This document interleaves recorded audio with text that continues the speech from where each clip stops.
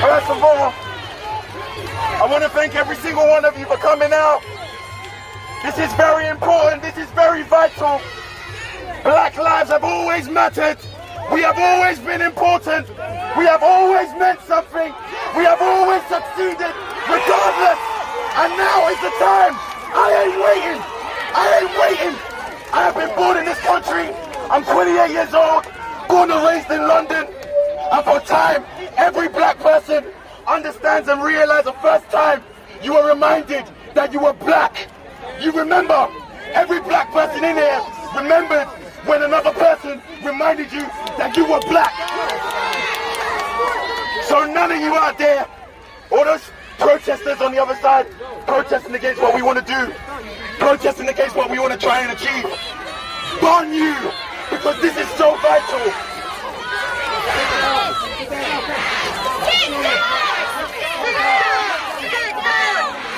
Sit down, guys, we can sit down. If you can sit down. If you can sit down. No, I need you guys to understand. I need you guys to understand. I need you to understand how painful this is. I need you to understand how painful it is to be reminded every day that your race means nothing. And that isn't the case anymore. That is never the case anymore. We are going to try today. We are a physical representation of our support for George Floyd. Bang on them! Bang on them! Bang on them! We are a physical representation on our support for Sandra Bland. Bang on them! We are a physical representation on our support for Trayvon Martin. We are a physical representation of our support for Stephen Lawrence. For Mark Duggan. It is very, very important that we keep control in this moment and we make this as peaceful as possible. Exactly. We make this as peaceful and as organized as possible. Because you know what, guys? They want us to mess up. They want us to be disorganized. But not today. Not today. Not today. You know what? This message is specifically for black men. Black men.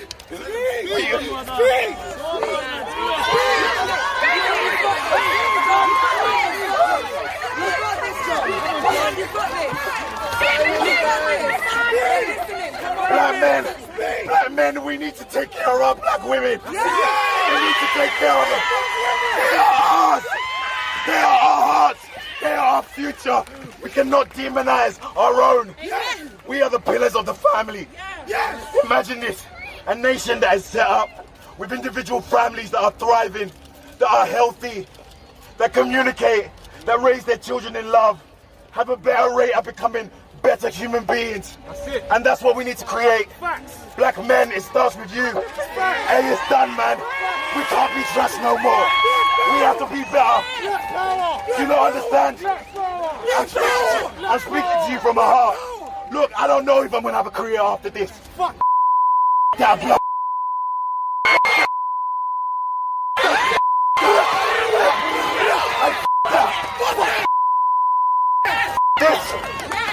Today is about innocent people who were halfway through their process.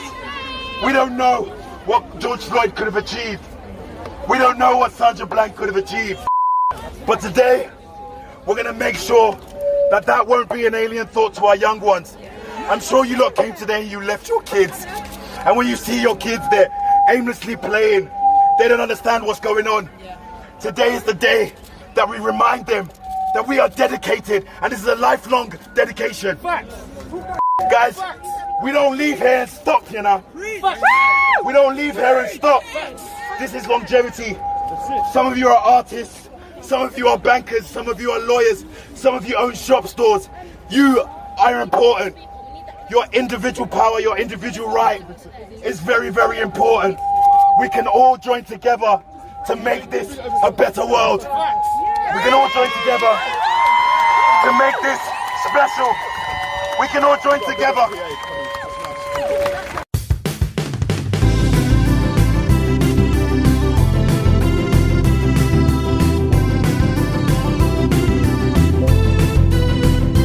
If your friends are nerdy and you are nerdy too,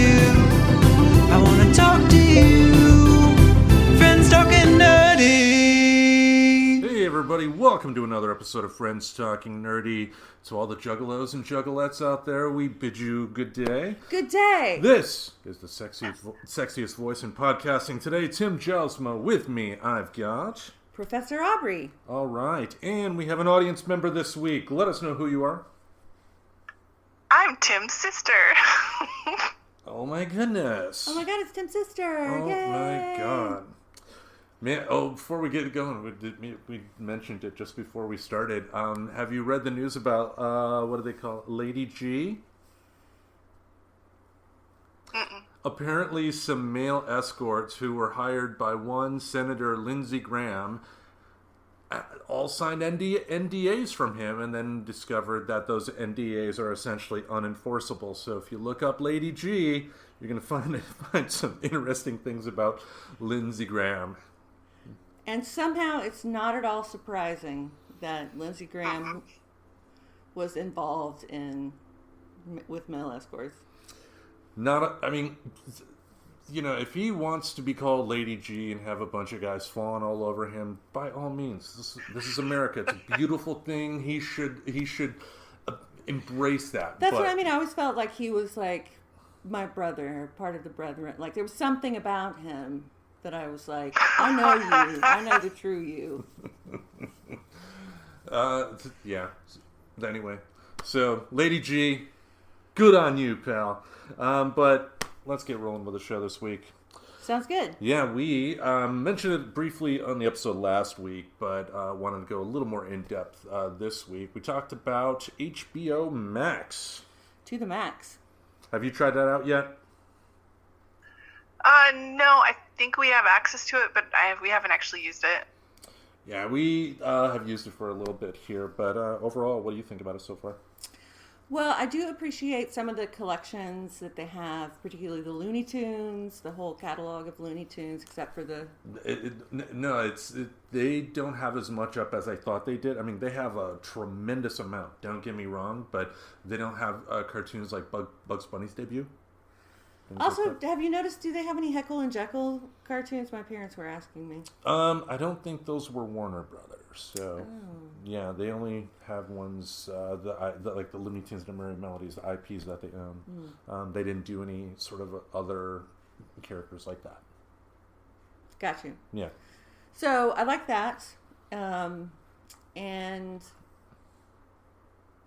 there's a tremendous amount of content available.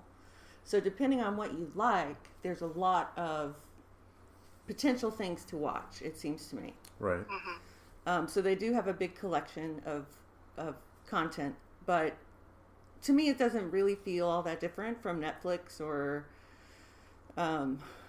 Amazon Prime or any of the other services. So I'm not desperate, I don't desperately love it. Right.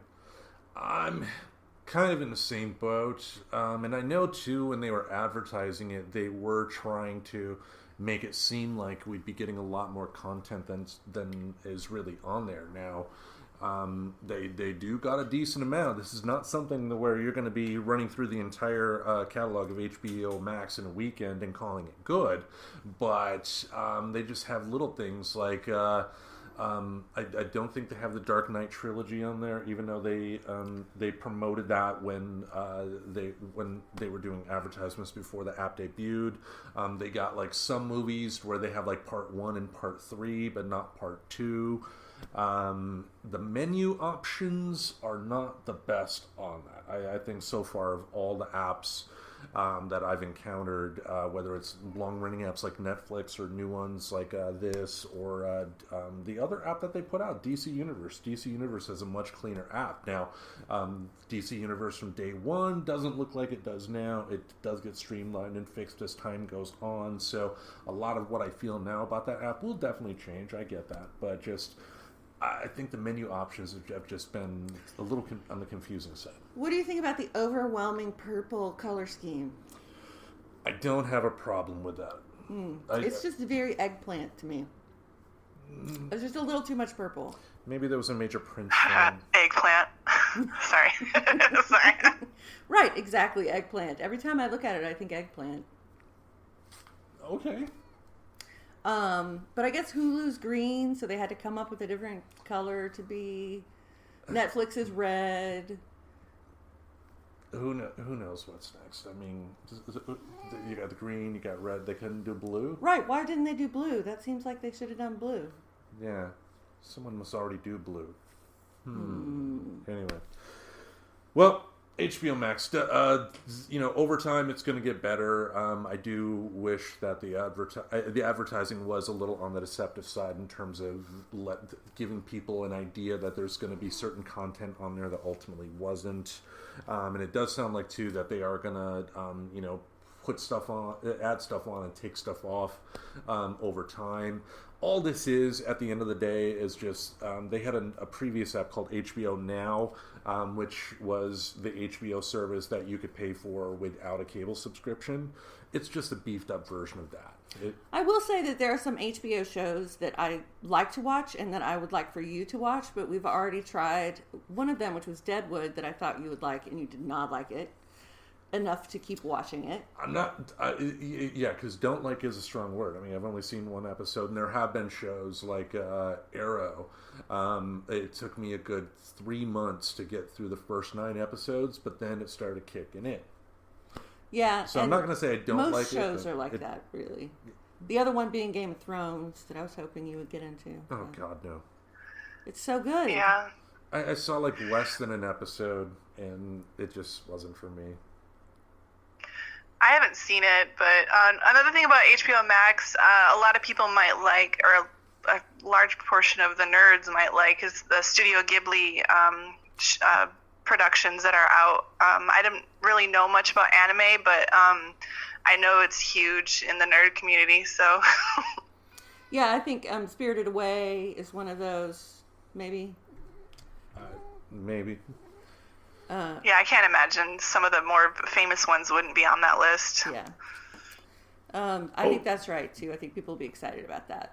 Doctor Who, all the way up to the current season, is on there. Aubrey is not a fan.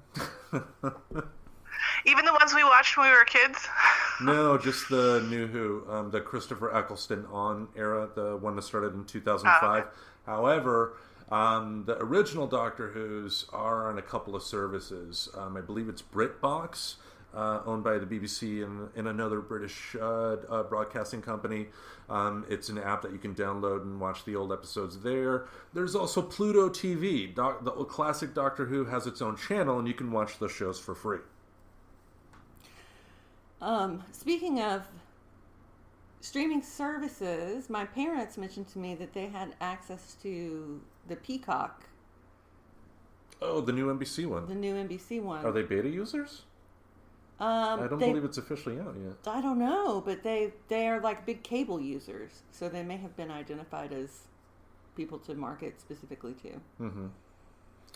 Yeah, I know. There had been word that with the Peacock service that before COVID-19 hit, that they were in talks with the WWE to be the exclusive carrier of their pay-per-views, which, with NBC Universal having such a long history with the WWE, I mean, that, kind of made sense there.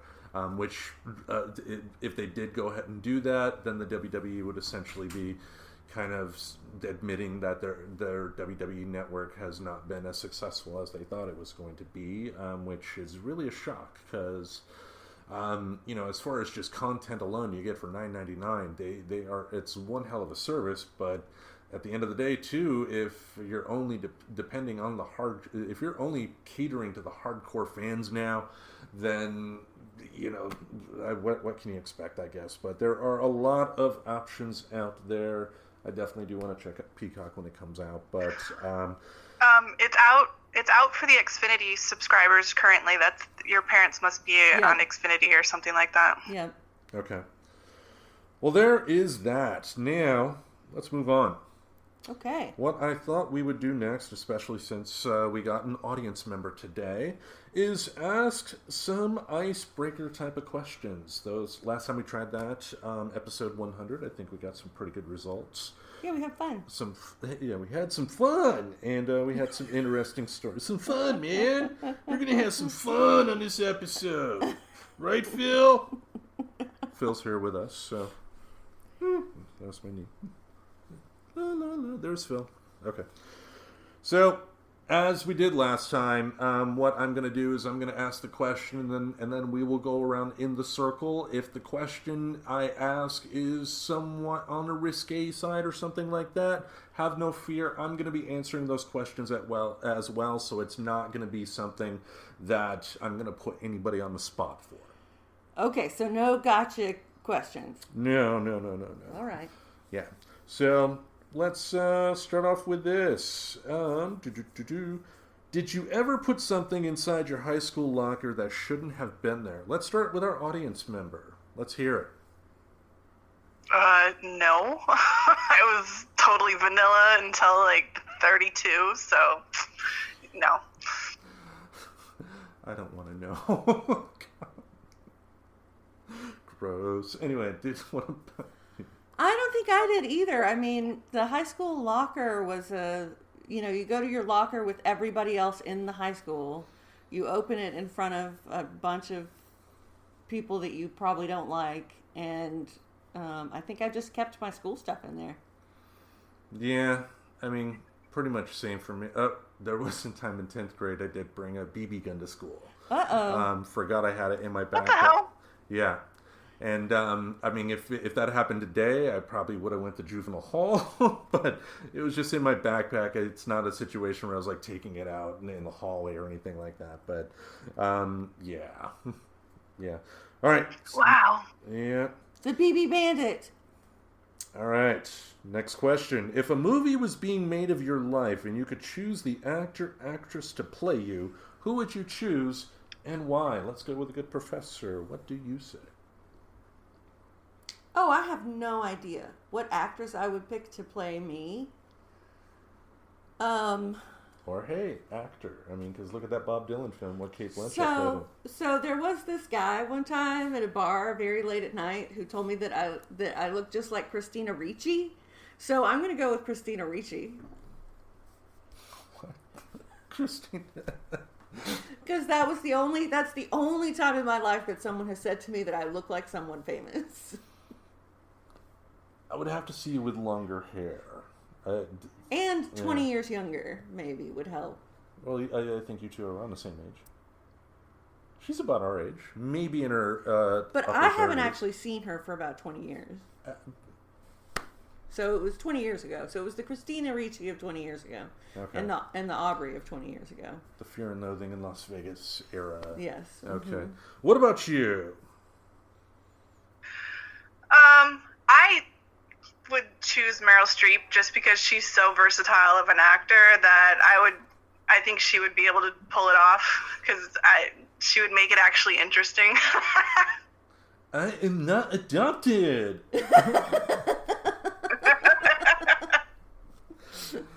Okay, me. I would say Jason Statham right now. Get Jason Statham as me, and that would be great. I think you look just like Jason Statham. Wait, I think Jason Statham looks just like you. There we go. There we go. That's most important. All right, next question here. What is the scariest thing you have ever done for fun?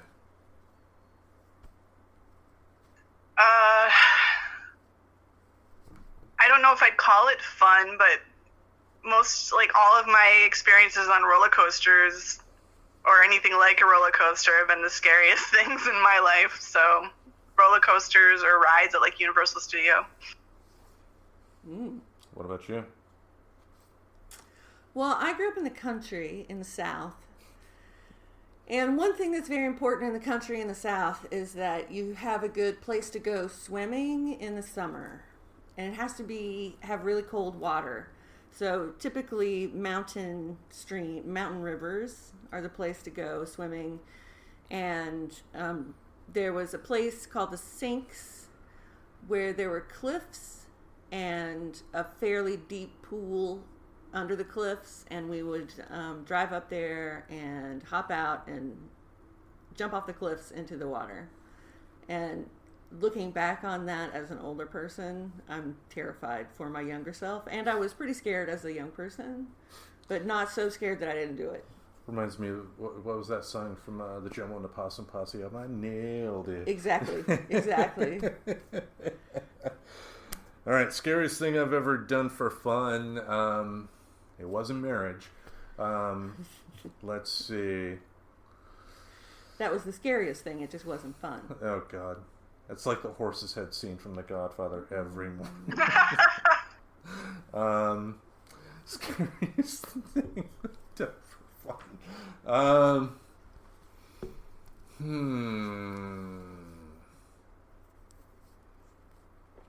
Have you ever had fun? I'm thinking. Tim? It's been a while. Roller coasters, I guess, too. That would be on the list. Driving across the state of Michigan to go see a concert at the Palace of Auburn Hills. I didn't like the highway at all, so I mapped out that Fulton Street in Grand Rapids was actually the old state highway, and that would take you straight to Flint. And so Oh, Jesus. I took that all the way to Flint, and then went from Flint to the Palace of Auburn Hills to see Black Sabbath in concert. So that was pretty scary. Why was that scary? Because I did not have the best car in the world, and my fear driving all the way there and back was that the car was going to break down in Lansing, and I wouldn't have a way to get back. Okay. Yeah. All right, next question. What is the first thing you think of when you wake up in the morning? We'll go with the professor. Usually whatever I have been dreaming about. Usually I can remember my dreams for the first couple of moments that I'm awake. Okay. So usually that's what I'm thinking about when I wake up. All right. What about you? And that I have to pee. Honestly. Sorry. I mean, you asked, so... Ew. Okay. First thing I think of... Everybody pees, Tim. Everybody pees. Yeah, it's nothing to be ashamed of. Peeing. Just don't need to hear about it. That's all. Well, you know. I mean, you asked? I didn't ask if you peed. Some people like to hear about that sort of thing. Yeah, that's true. Not judging anyone's kinks, just, you know. The fuck? Ew. It's like you encountered that before or something, and I don't want to fucking picture that. First, don't pee on me. Oh no, you didn't. First thing I never speak like that. Just want to let everyone know. Okay. Direct impression. People are like, oh my god, that's two Collings. First thing I wake up, it's just like, oh god, I'm up. Oh God, I'm up. Yeah, you are particularly grumpy when you wake up. Yeah, and it's usually not wise to ask me any questions when I'm just waking up. Do you want to do something? No. You know, go back to sleep. When are you not grumpy? He's particularly grumpy when he first wakes up. I just am grumpy Okay, around. good point. I'm just grumpy around assholes, and there are a lot of assholes in the world. So hey, all right. Next one. What do you look for in a friend? We'll go with you. Loyalty, fun, people having fun all the time, you know, laughing, a lot of laughter, just fun people in general is what I look for. All right. What about you? I look for the wealthy and the socially elite. Huh? Hey. That's why I'm with you people. Oh, okay. I didn't know. Thanks. Hey, you've seen some of my entertainment choices. You sat through the first 10 minutes of Cranks. So. No, I'd say just people who have common interests with me, so we have something to talk about, and you know, people who are nice and not all the isms. Yeah. For me, just someone you can feel relaxed around, if that makes sense. Just someone that you're instantly comfortable with, even from day one, and yeah, that's what I look for. Let's see. What was the most embarrassing thing you have done while on a date, Professor?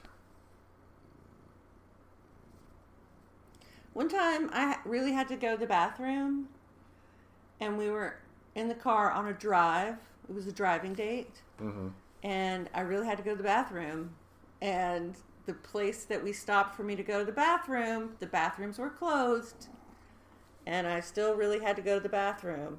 So I went to the bathroom outside. Oh, I thought you were going to be like in his car. No.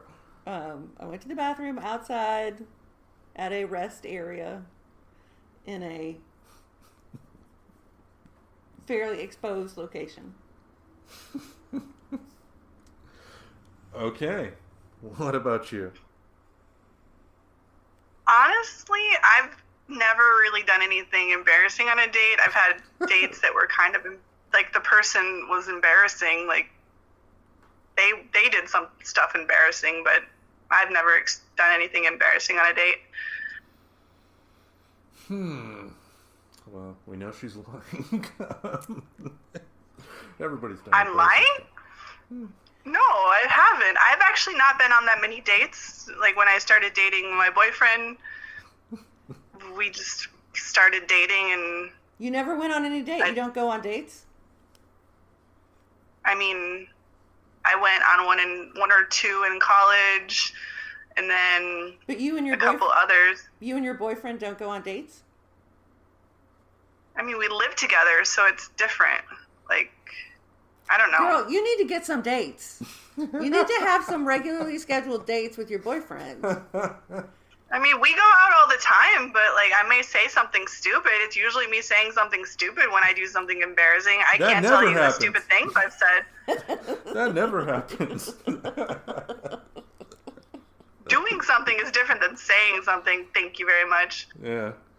All right. So then, What about you? I think I love how you tried to get out of answering that question. I did not try to get out of it. You were moving on to No, some I other was question. not. No, I was okay, not. fine. Oh no. Embarrassing thing. Some women would say probably show up. I don't know. I'd probably list the one I talked about on the show before. The woman who yelled into a toilet when she was in juvie. Just that entire date was embarrassing. What does that have to do what with did what you you've do? done? That's Thank what you. she did.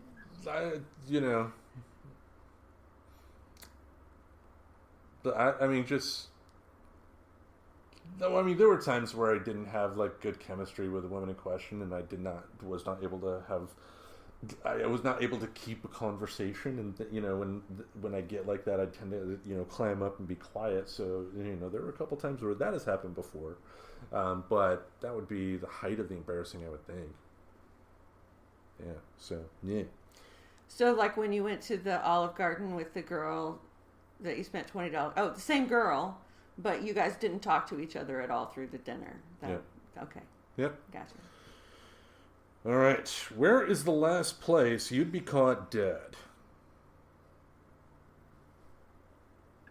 A church? Why is that? Because I'm an atheist. Okay. So what turned you off of all that scene? Just studying on the historicity of the Bible. So, yeah, that's it. Yeah. All right. What about you? Well, the last place I'd be caught dead. I mean, I think I'd say church as well. Like, the last few times I went to church, it's been at least 20 years, I'd say, that I went with like a friend who went to church, and they invited me to go to church with them, and I went to church with them as a friend. Open your heart to Jesus? No, it wasn't like that. Not like that at all, but, Okay. Hey, what are you doing? We're going to church, and somebody's doing some singing or whatever. And I just feel really uncomfortable in churches because I'm also an atheist. And especially when they do the Eucharist and they start talking about they're eating the body of Christ and the blood, it just freaks me out. And I'm like, what are you guys doing? It's so strange. Oh, God. That brings me back to all of those McCarthy weddings. My God, weren't they the worst? They were so long. I didn't know Catholics, like, why do you have to make your freaking sacraments so freaking long? Yeah, with the wedding, they have a full mass, and then they have the wedding itself. And then wasn't it funny when Aunt Sharon got remarried? It was a 20-minute ceremony, and then boom, downstairs to the booze. You know? Were you there? Aunt Sharon's wedding? You were on the boat? No, she got married in a church. And then she had the reception on a boat. I didn't go to the reception on the boat. I just knew that she finished the wedding in like 20 minutes' time. I think it was all on the boat, if I remember correctly. I was actually there. I was there too. Well, I went on the... Then why didn't you go on the boat? I didn't feel like getting on the boat.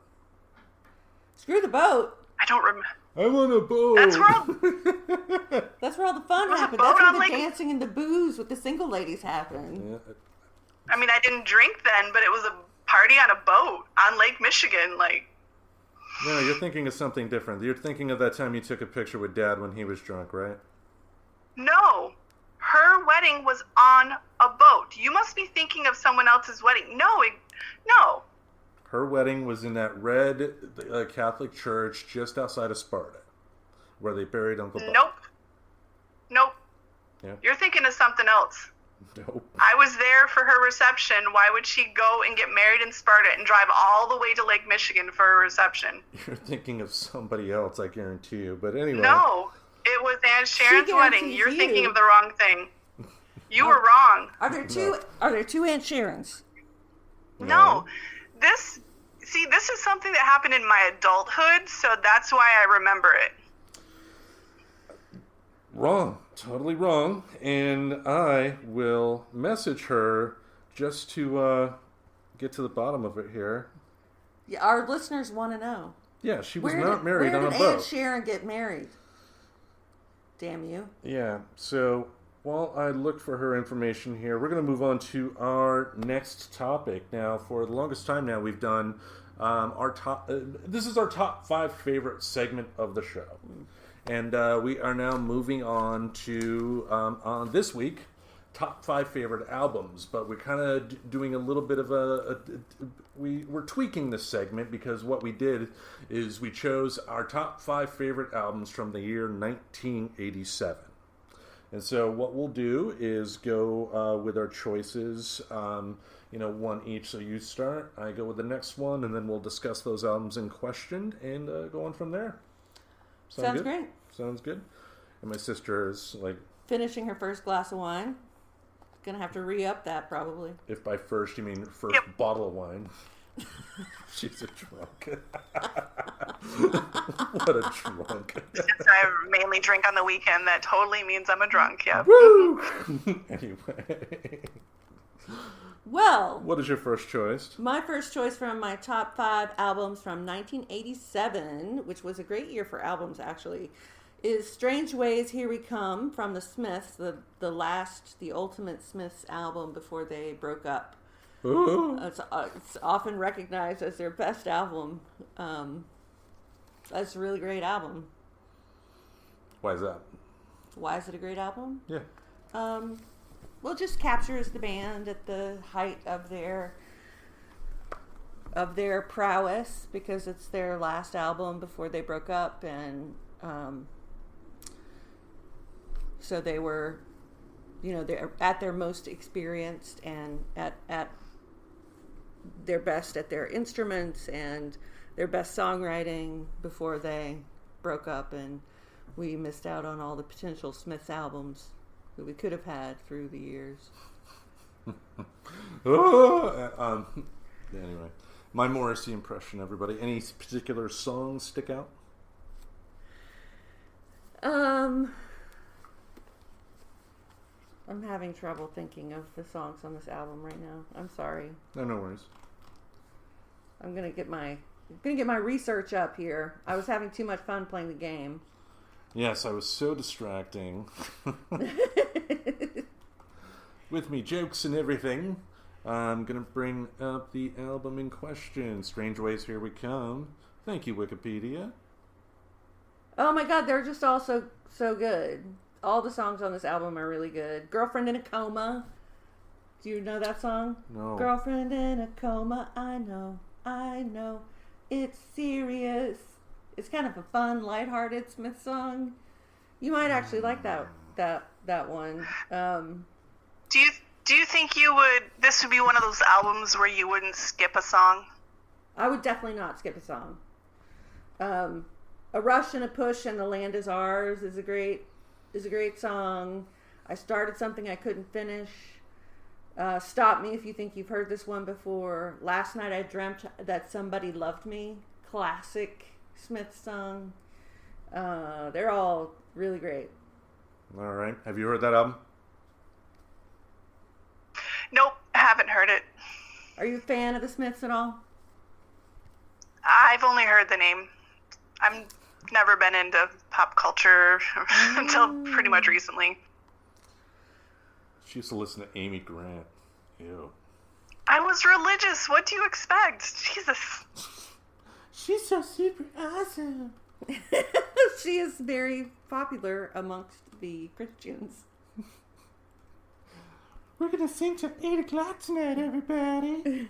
Oh my god, it's Amy Grant. Her pop album was actually okay. It wasn't something that would go on like the top whatever charts, but it was okay. That's like saying cancer's okay. I don't know. I don't know. All right, I would go with my first choice. It's Cloud 9 from George Harrison. Oh, really? Mm-hmm. Was that George Harrison's?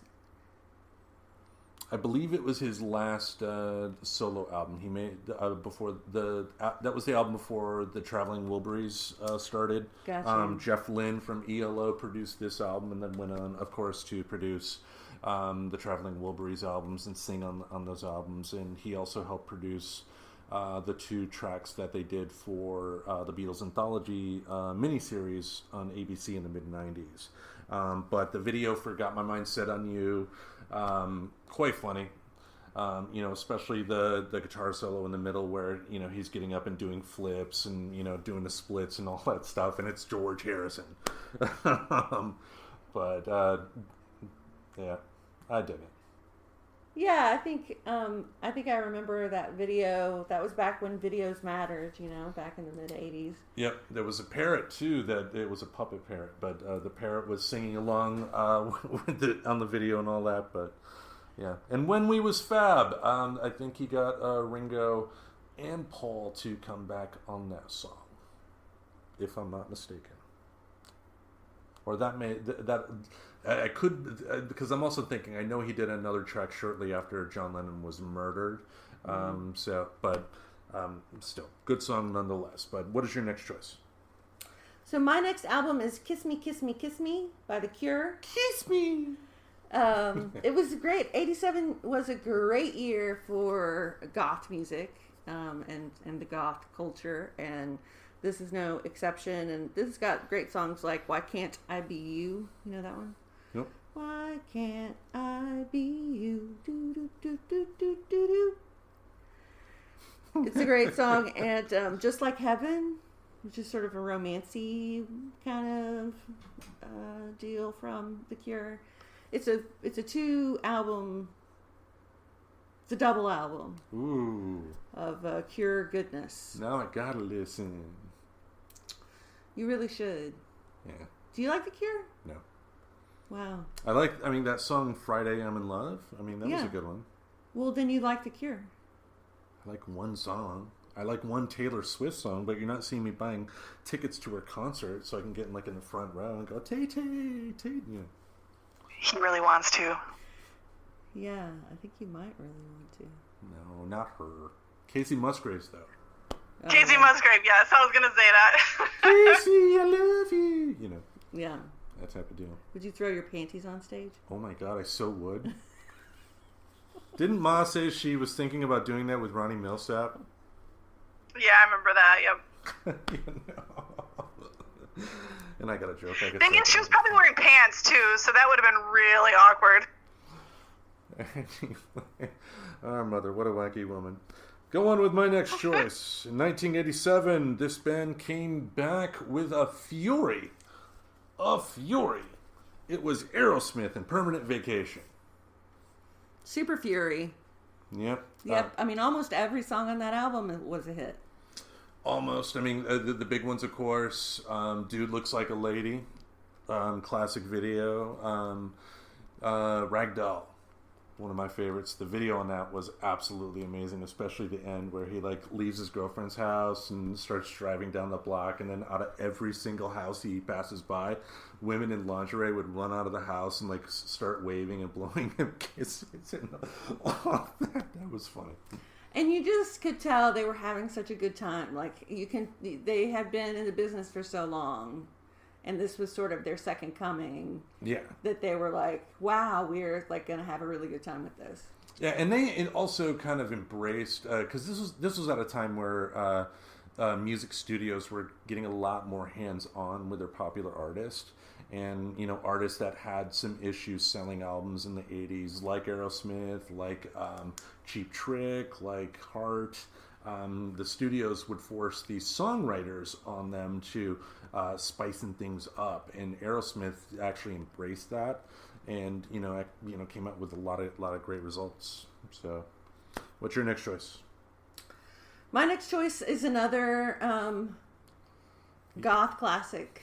You were a moody teenager. I was a very moody teenager, so I was 13, and that's really when you get into being the teenager that goes in their room and slams their door and listens to music. And Colleen never did that. Wait, she didn't have a door through high school. I was going to say I didn't have a door, so... You didn't have a door? I had a door. Part of high school, but the last part of high school I did, yeah, but let's not talk about that. She found other ways to pound and make noise. Anyway. Teenagehood is hard.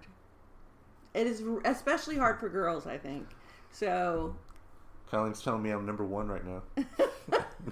Is that what that means in your family? Pretty much. Right, the album in question. So the album in question is Music for the Masses from Depeche Mode. It's got some really great songs like Never Let Me Down Again, Strange Love, Little 15, Behind the Wheel. This is sort of Depeche Mode at their sexiest, I think, is the Music for the Masses album. What follows is this sort of personal Jesus era of Depeche Mode, which is when they got a little bit more commercial. And so this is sort of more your classic Depeche Mode that is just dark and spooky. 70-pound white guys that have never seen the sun on stage singing about how terrible life is. I didn't know you were in a band. I'm kidding. Oh no, you didn't. Slap back on my show. What? All right. All right. I will move on with my next choice. It's an album called Hysteria from Def Leppard. Hysteria. Yeah. When you're near. Produced by Robert Mutt Lang, who made his name producing. He produced Back in Black from AC/DC. In the 90s, he ended up marrying and producing Shania Twain's work, so we can thank him for that. But Hysteria in 87 had a number of hits off of there. It was pop metal at its absolute best. I mean, it's about as cultured as a McDonald's, but it's, sometimes McDonald's can hit the spot, if that makes sense. You're laughing? I was laughing at you comparing it to McDonald's, but okay. Yeah. It was music that 13-year-old girls could certainly enjoy. Like, it wasn't just for people who were into rock and roll, you know. Well, to your point too, what I liked about it, to your point, women could enjoy the songs, but guys could enjoy it as well. It wasn't like other hair metal bands and pop metal bands. I don't like the term hair metal. It wasn't like other pop metal bands that were catering more towards the female audience, which is nothing wrong with that at all, of course. But when you got the broader appeal, then you can sell more records. Imagine that. Yeah. All right. What's your next one?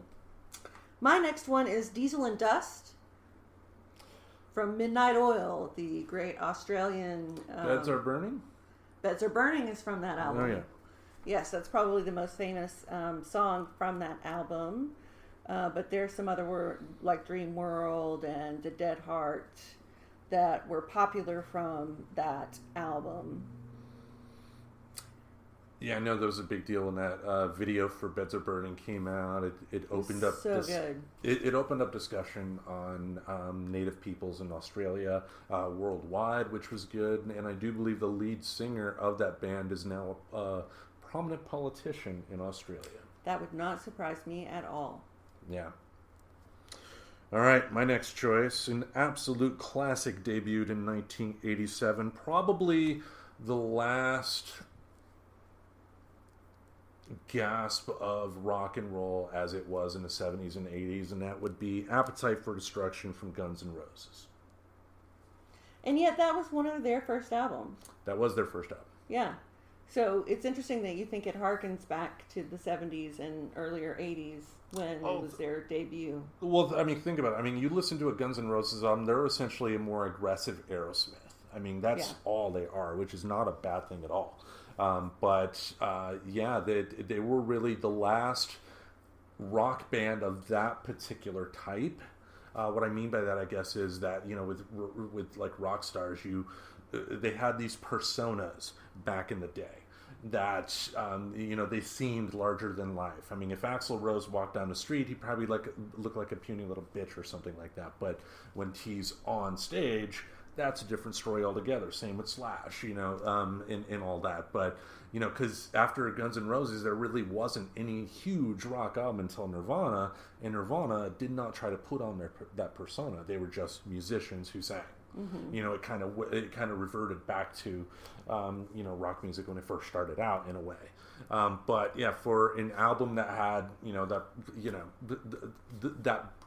that rock type of persona. I mean, Welcome to the Jungle, Paradise City, Sweet Child of Mine, My Michelle on that album. I remember watching the videos from that album, just standing up in front of the television and with my jaw. Yeah, I remember watching the premiere, the world premiere of some of those videos, and just being dumbfounded, and just it felt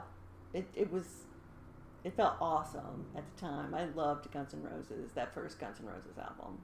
An absolute classic. Yeah. What's your next one? So my final album choice is very emotional. It's probably the one I feel most emotionally attached to. The others I've mentioned, I would listen to right now, tonight. I have vinyl of some of them, I'm sure, and we could put them on, and it would be awesome. This one I will never listen to again. I don't think that it stood the test of time at all, and I'm not excited. But emotionally, it's my favorite album from 1987, and it is the Whitesnake album. Here I go again on my own. Mm-hmm. That's right. Going down the only road I've ever known. But include that song. Almost every... When It's Love. When it's, Is This Love? Is This Love, sorry. That I'm feeling. Is this love that I've been searching for? Let me guess, you had your first breakup around this time? No, but I was so in love with this boy in school, right? And I would just listen to this Is This Love song in my room, laying on my bed, weeping because he didn't look at me that day in school. And then Tawny Katane was dancing on the car hood, and I was like, I want to be Tawny Katane. If you think about it, I mean, that flip she did from one car to the other, I mean, she doesn't get the respect she deserves for being able to pull off a move like that. That's not easy. Did you see her in the movie about the Ouija board? Oh, she starred around the same time. She starred in a movie about a Ouija board, and she did a remarkably good job. I think she is severely underrated as a performer.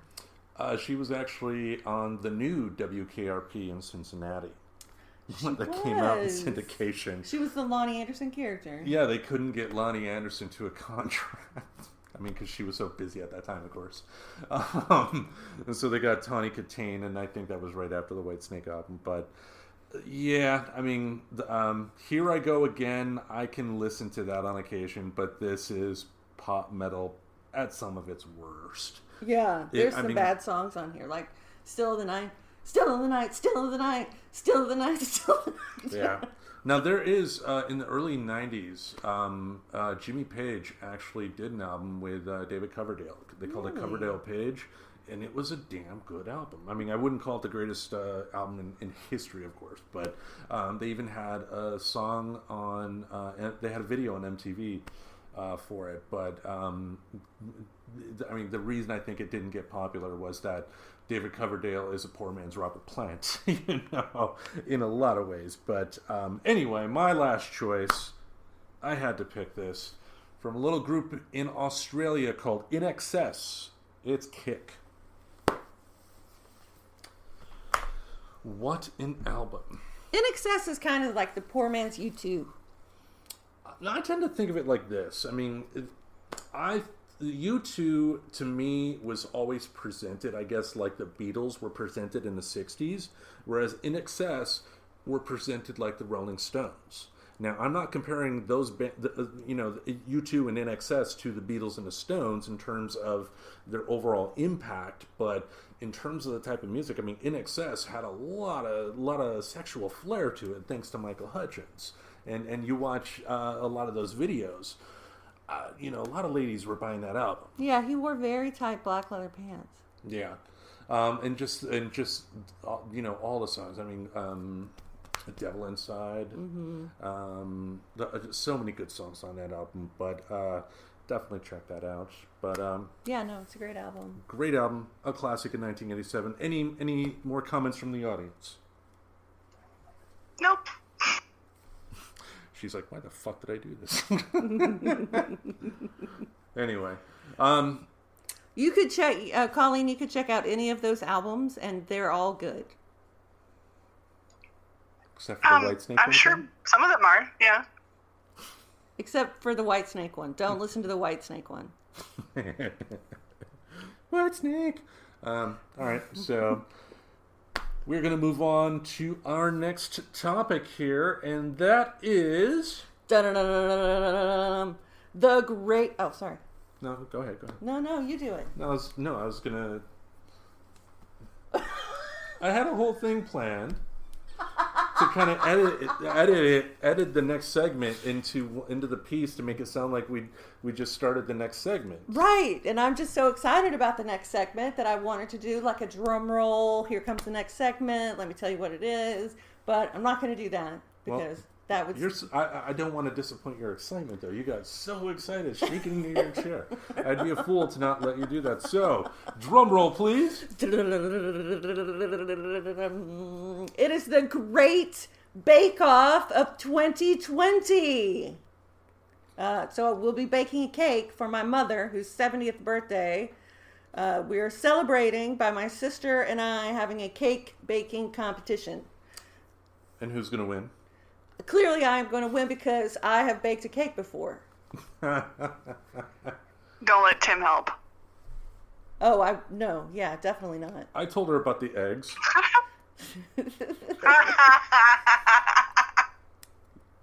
I have seen what Tim cooks and what Tim eats, and so Tim will not be participating. I had Chef Boyardee ravioli yesterday. That was good. And then you're looking at... The size of the can and the amount of salt that was added to the already sodium-filled product. It was good. You probably... It's poor cholesterol. Come on. Beef ravioli is really fucking good. I'm glad that you enjoyed it. Your enjoyment is important to me. Okay. All right, so now we are going to start that segment now. This is the Great Bakeoff of 2020. Yay! All right, so Professor Aubrey, fill in the audience as to what we are doing here right now. Okay, so as I mentioned, it's my mother's 70th birthday, and for her birthday, she requested that she have a cake. That's all she wanted for her birthday.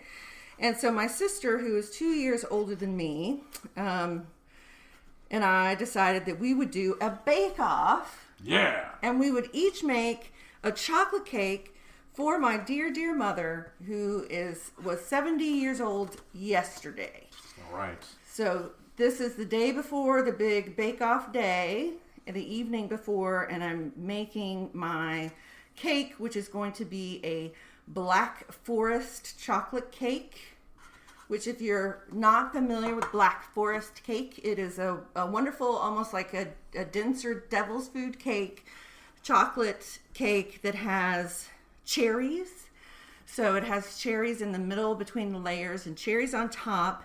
And the frosting is actually a whipped cream frosting. And then it has a semi-sweet chocolate bark around the edge and shaved dark chocolate on the top. Damn. So I haven't made an elaborate cake in about 10 years. So it's like picking up a guitar again after not playing it for a decade or something like that. You're going to be a little rusty here is what you're saying? Exactly. I might start freaking out at any moment about remembering something I should have done differently or messing it up. So we'll see. All right. So tell the folks right now what you are doing. So right now I'm doing the first step. Anytime you're going to make a cake, the first step is to preheat your oven and to prepare your cake pans. The oven's actually not on. Right. So I'm preparing the cake pans, and then I will turn the oven on because our oven heats up really quickly. It's an electric oven, but it heats up really quickly. So I don't want to have that extra heat in the kitchen while I am trying to make the recipe. Right. Okay. So these pans are 8.5-inch cake pans, 2-inch cake pans. And they were actually my grandmother's. My grandmother was a very good cook. They could have actually been my great-grandmother's. I don't know how long they've been in the family, but my mother got them from my grandmother, and I have borrowed them from my mother to make these cakes.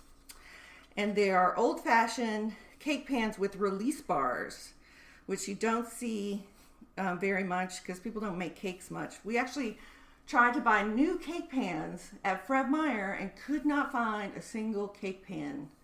I think people just make sheet cakes now. Nobody's making layer cakes. No, people buy cakes. It's probably cheaper to spend, $15-20 on like a birthday cake at the store than it is to get all of these ingredients together and bake it, yeah. And spend the time to... Now, you said release... So it has a little bar along the bottom of the cake pan. And so when you take the cakes out of the oven, to get them to flip out perfectly, and so they won't stick to the bottom of the cake, you spin this bar around. Got it. So that releases the bottom of the cake, and then you can just boop. Just like that. It makes that noise. It makes boop. It makes that boop noise. So I'm preparing the pans by putting butter on them, and then I'm going to dust them with cocoa powder. Now, this is typically... Say hello to my little friend. No. Not that kind of dust.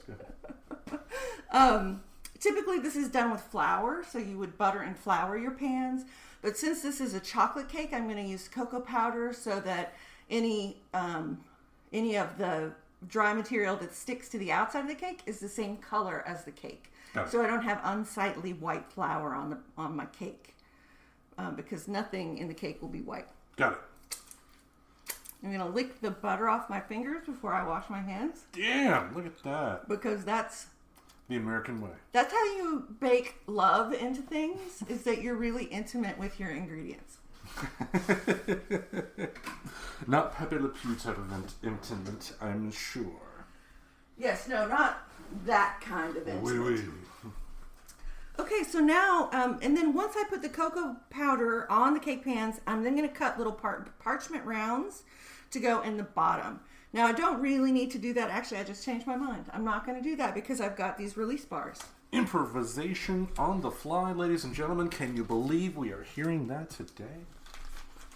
Now, what's your favorite kind of cake, Tim? I mean, I've never made a cake. Carrot cake is really good. Really? You I like love carrot cake, yeah. Basically, it can't be too overpowering. What I mean by that is just sometimes you get cakes that are really, really sweet, and they're so sweet that it just takes you out of the moment. It gives you a physical reaction, which I don't like. And then there are also cakes that don't have much taste at all, but the people feel that they can add the taste by putting on a lot of frosting, and frosting is okay. But if I wanted a jar of frosting, I would just buy and eat a jar of frosting. Yeah, I know that feeling you're talking about with the extra sweet cakes where it almost tickles your mouth. It's so sweet. Like you actually have a physical reaction to the sweetness. Yeah, it's just not you can do like 1 or 2 bites. It's like something that's like really spicy. It's the same with spicy stuff, if you get like this hottest spice onto like some beef jerky or something like that, you're not going to be eating a whole bag of beef jerky. If it's like that, you're going to have a couple of bites, and people, when they do, have something like that, whether it's something extra sweet or extra sour like that, they know they're not going to be, chowing down like they're at the Golden Corral, Right. All right, so tell folks what the process is right now. You're doing the cocoa powder on the trays. I am. So I just have a little wire,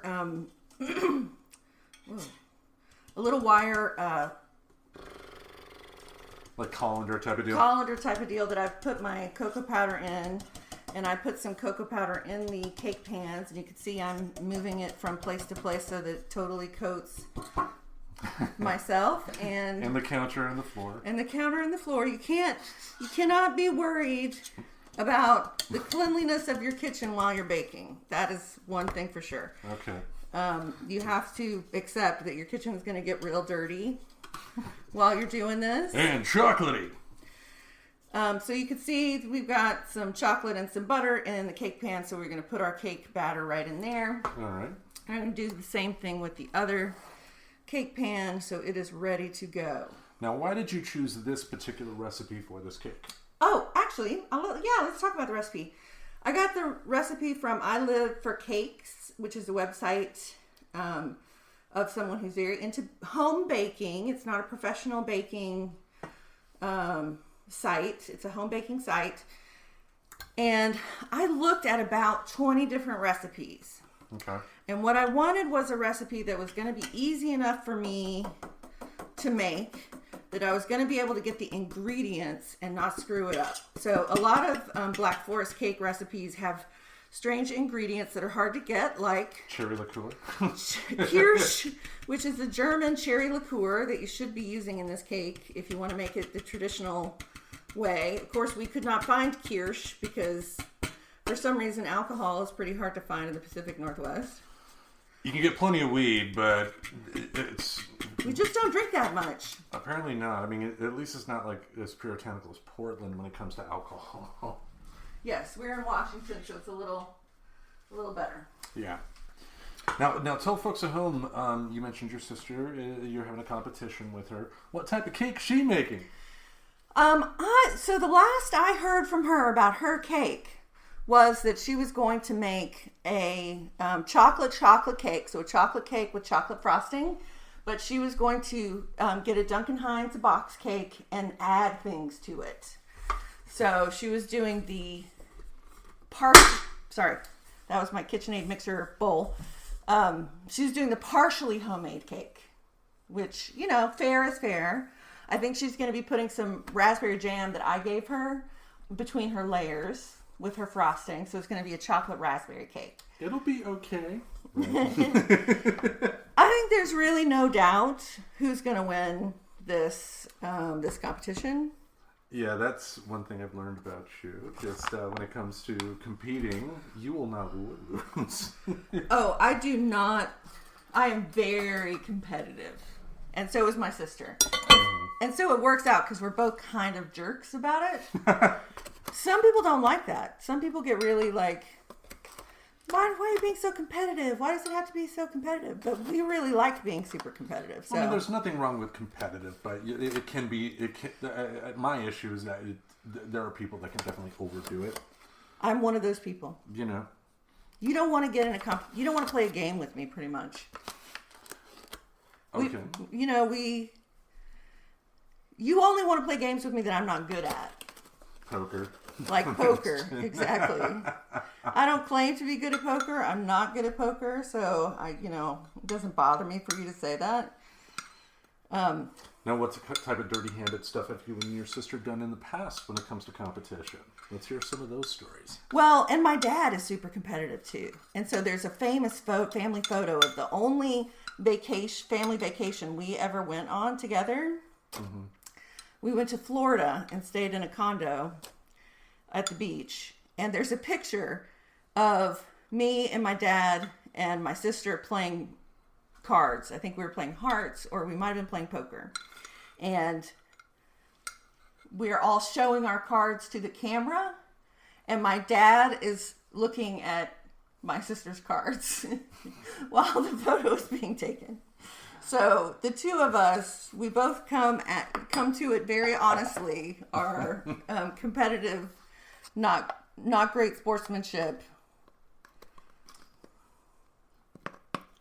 Okay. Now tell the folks what you're doing right now with the flour. So right now with the flour, I am measuring out, I need 2 cups of flour, and I'm going to mix up my dry ingredients in one bowl on my stand mixer, and I'm going to then mix up my wet ingredients in a separate bowl. And with a cake, it's just like math or chemistry, really. So the measuring is very important. Like usually with regular cooking, I'm very free with the ingredients and I just sort of eyeball things and it's not a big deal. But you'll notice with the cake ingredients here, I'm being very careful to get perfectly flat, level cups. Yeah, it is 1 cup exactly, and she's putting it into the mixer right now. And then I need 2 of those. Ooh. So I'm gonna, and there are 2 ways to do this. One is called scoop and level. The other is called spoon and level.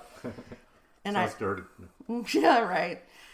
And people say it makes a difference whether you spoon and level or you scoop and level, because the flour gets fluffy and so you don't get exactly the right amount. So I'm using a liquid cup and then I'm pouring it into a dry cup because I don't have a big enough bag of flour to scoop. Got it. And so then I can level off my cup, make sure that it's very full, add whatever I need to add to the cup. So it's basically going to take me like 6 hours to make this cake because I'm being so persnickety about it. This will not be a 6-hour show, people. And, yes. And we might do an extended cut and then you can... Part 2 next week. Okay, so I got my 2 cups of flour. Okay. And then I'm going to sift in some other ingredients. I'm going to do my 2 cups of sugar. Sugar is easier to measure because it is heavier and it pours more like a liquid. It's a rock. And I'm doing this over a bowl so that when I level, all the extra just kind of falls down into the bowl instead of all over my counter. Do you reuse that? Or is the excess stuff that in that white bowl going to be tossed? I'm just going to toss it because the thing about cakes is that they're beautiful. And if you make them, it's like a really special thing. But the ingredients themselves are actually really cheap. Mm-hmm. So I've used 2 cups of flour, 2 cups of sugar. And then I'm going to put 3/4 of a cup of cocoa. Now it calls for Dutch processed cocoa, but I'm actually going to use natural cocoa.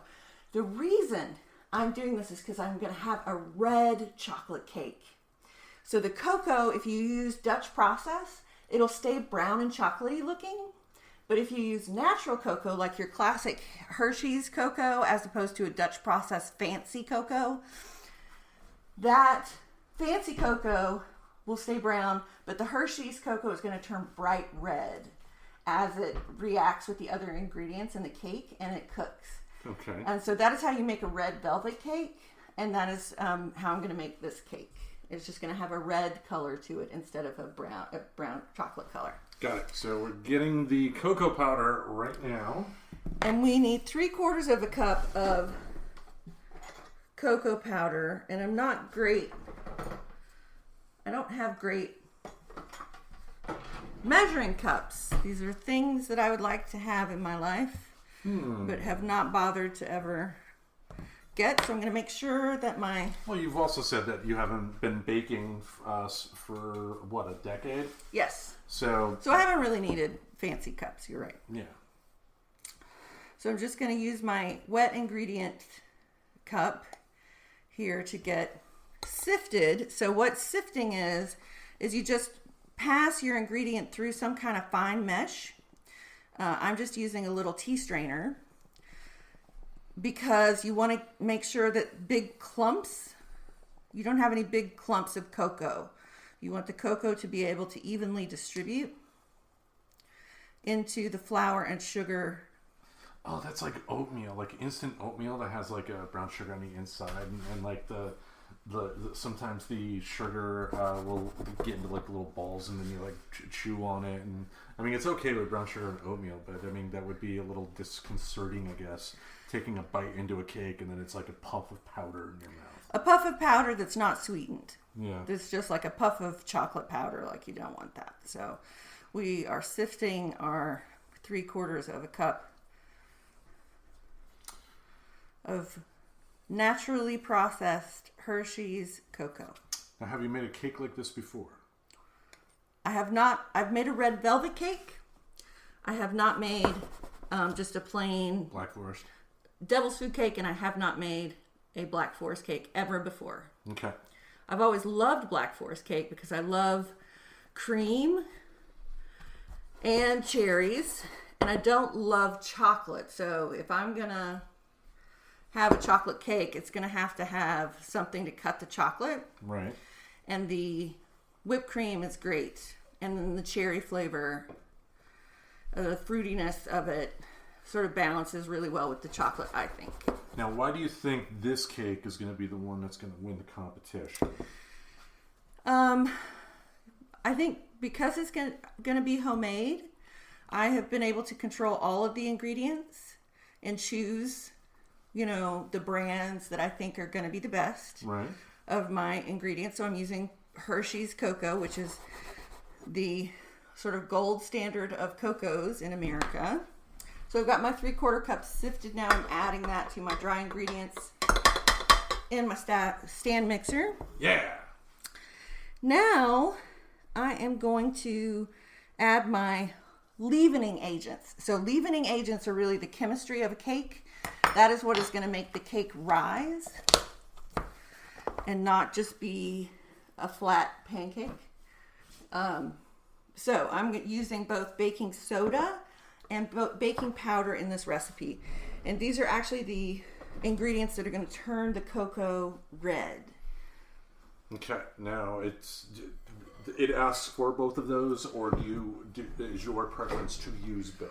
The recipe calls for both. Some recipes will call for one or the other. Right.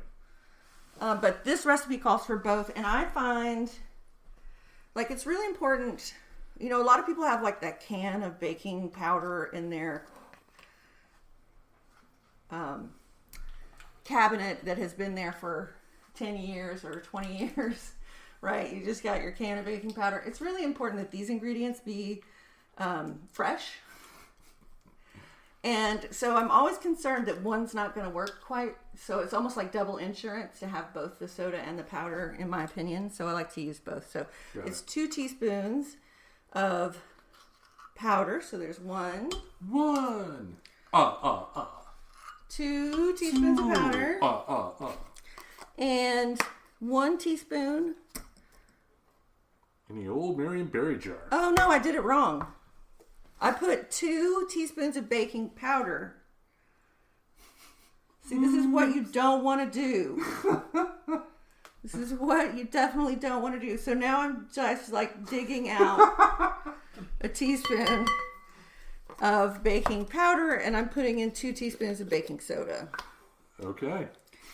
So be cautious. You will do the same thing at some point. We'll hope it'll be okay. Maybe we'll edit this part out so your sister doesn't hear it. No, I think, warts and all, mine is going to be better. The gauntlet is thrown, people. Okay, and then 1 teaspoon of salt. Now, you wouldn't think that with a sweet thing like a cake that you would use salt, but the salt really enhances all flavors, including sweetness. And so we want to make sure Chef Boyardee beef ravioli. It enhances all things, right? Especially for you. So I'm going to actually do this over my waste bowl. Well, waste bowl.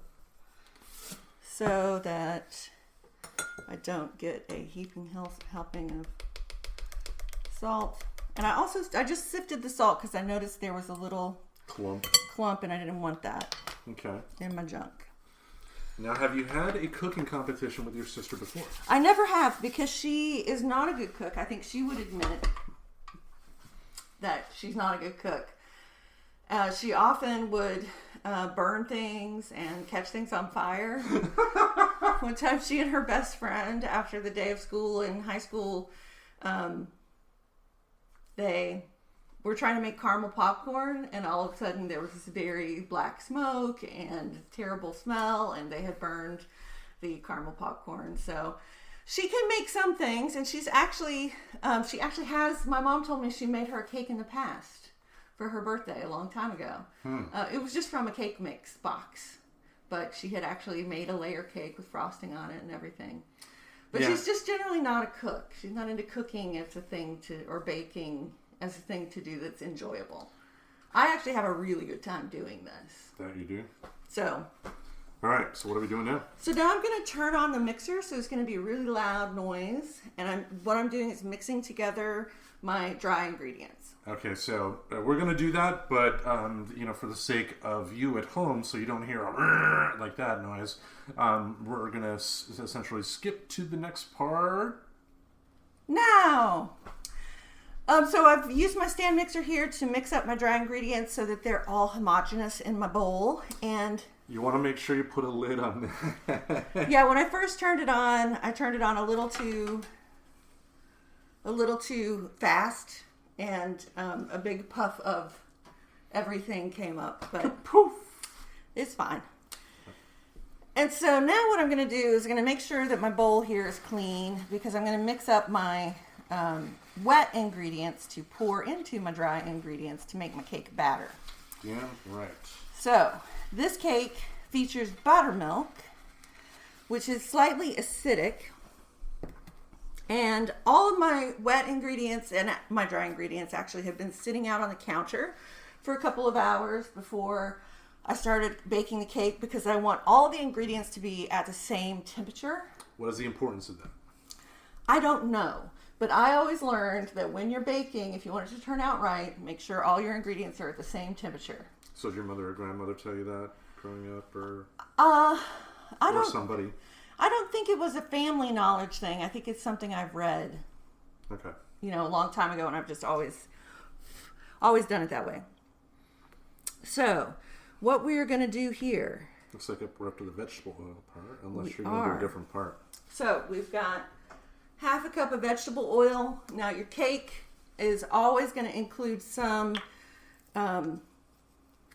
agent like butter or oil in the mix. And sometimes you're going to use, if you ever use butter, you want it to be melted butter that's been then cooled back down to room temperature.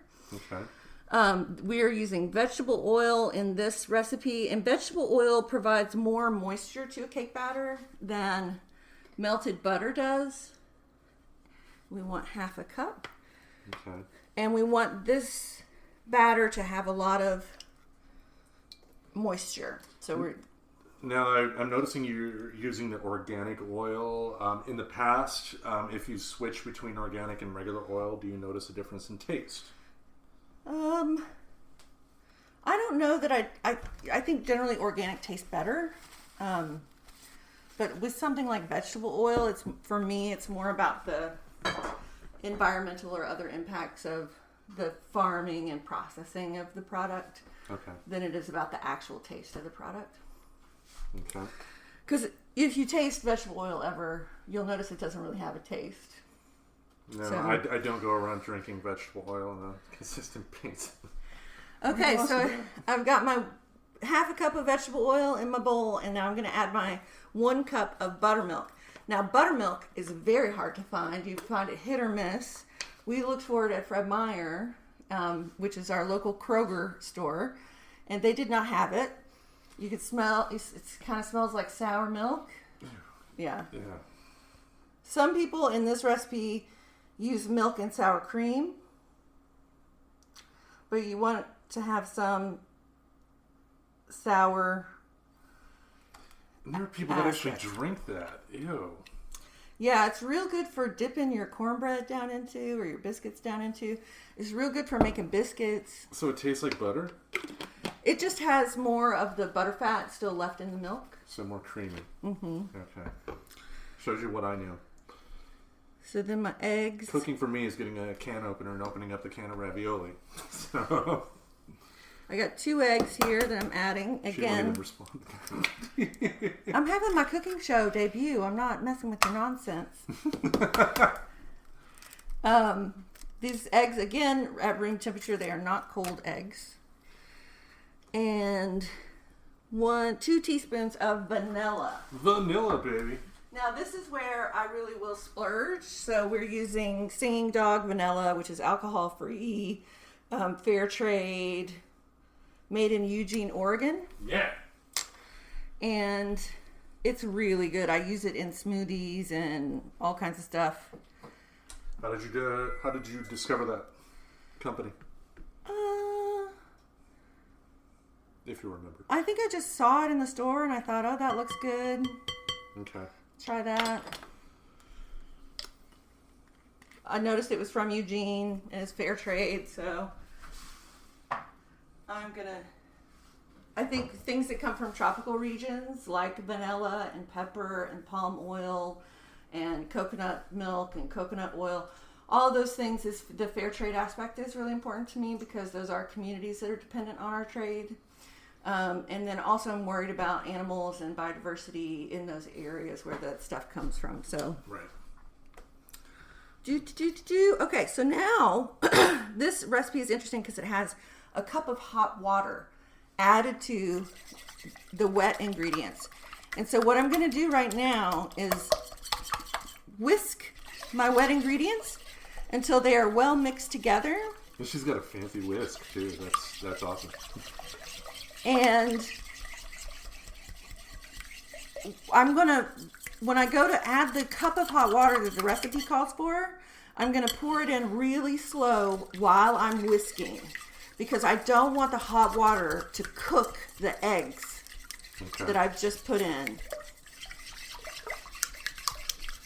For the folks at home, what's the importance of that? I mean, I'm sure it's pretty obvious. But... Well, you don't want to cook your eggs and have little bits of like hard-boiled egg in your cake. What's wrong with that? I like hard-boiled Eggs eggs. cook really quick at a very low temperature. And so anytime you're mixing hot water and eggs, you want to do it where you're keeping it cool by doing the whisking. Okay. I'm just being a jackass asking simple questions.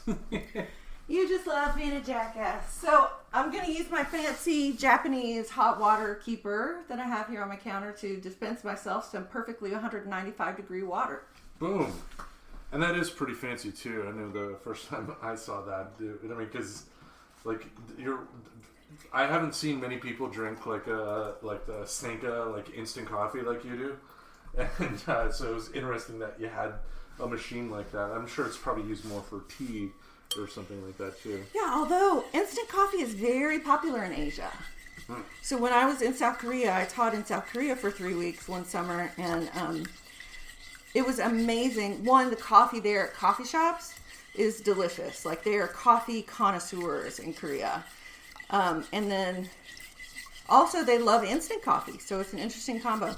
And I'd say I'm the same. Like, if I'm going to have regular coffee, I want it to be pour over, single origin deliciousness. And if I'm just having coffee because I just woke up, I don't really care. Yeah. I mean, instant coffee does have a somewhat of a bad reputation. I mean, you don't get instant coffee for gourmet tasting purposes, of course. Right? is what it is. But we're whisking in that hot water very slowly, like you said. It's almost like a drop. While whisking, so that you're mixing it into it. What you want to end up with is not a hot batter. You're just using the hot water to help all of these ingredients conglomerate together. What it looks like too is that by doing that, if I could see, if you just pour the hot water into one spot, the eggs could potentially cook in that one spot. But by doing this, you're dispersing the hot water, making sure it's not heating one small area, and Exactly. Boom. Okay. Whisk. So these are essentially all the ingredients for the whole cake. The whole shebang. And I'm just extra whisking because then I'm going to pour this into my dry ingredients. And I'm going to turn on my stand mixer for 3 minutes. And I'm going to beat this batter for 3 minutes. And then it's going to be ready to go into the pans. I'm going to put half in each of 2 pans that I had prepared earlier. And then those are going to go into the oven for about half an hour. Okay. So we can do all of that. And then come back for the next part of the process. Okay, so you people at home aren't even going to see me doing this, but I'm going to go put pause on the recording right now. But when we start speaking again, we're going to be ready to pour out the cake, right? Yes. Okay, so you are going to hear us do that right now. All right, so we've mixed up our batter. I did mix it for 3 minutes with my paddle mixer at medium speed, which is about a 5 on your KitchenAid mixer. And now the only task we have for our cakes is to pour the batter into the cake pans. Pour the batter, baby. And it's a very runny batter, so I wouldn't, if I was doing this, which I am, I would not use a springform pan because I think the batter is so runny that it would run out of a springform pan. So I'm just using regular old 2-inch, 8.5-inch cake pans. And here it does look kind of runny, like a little bit a lighter substance than what you would get with pudding.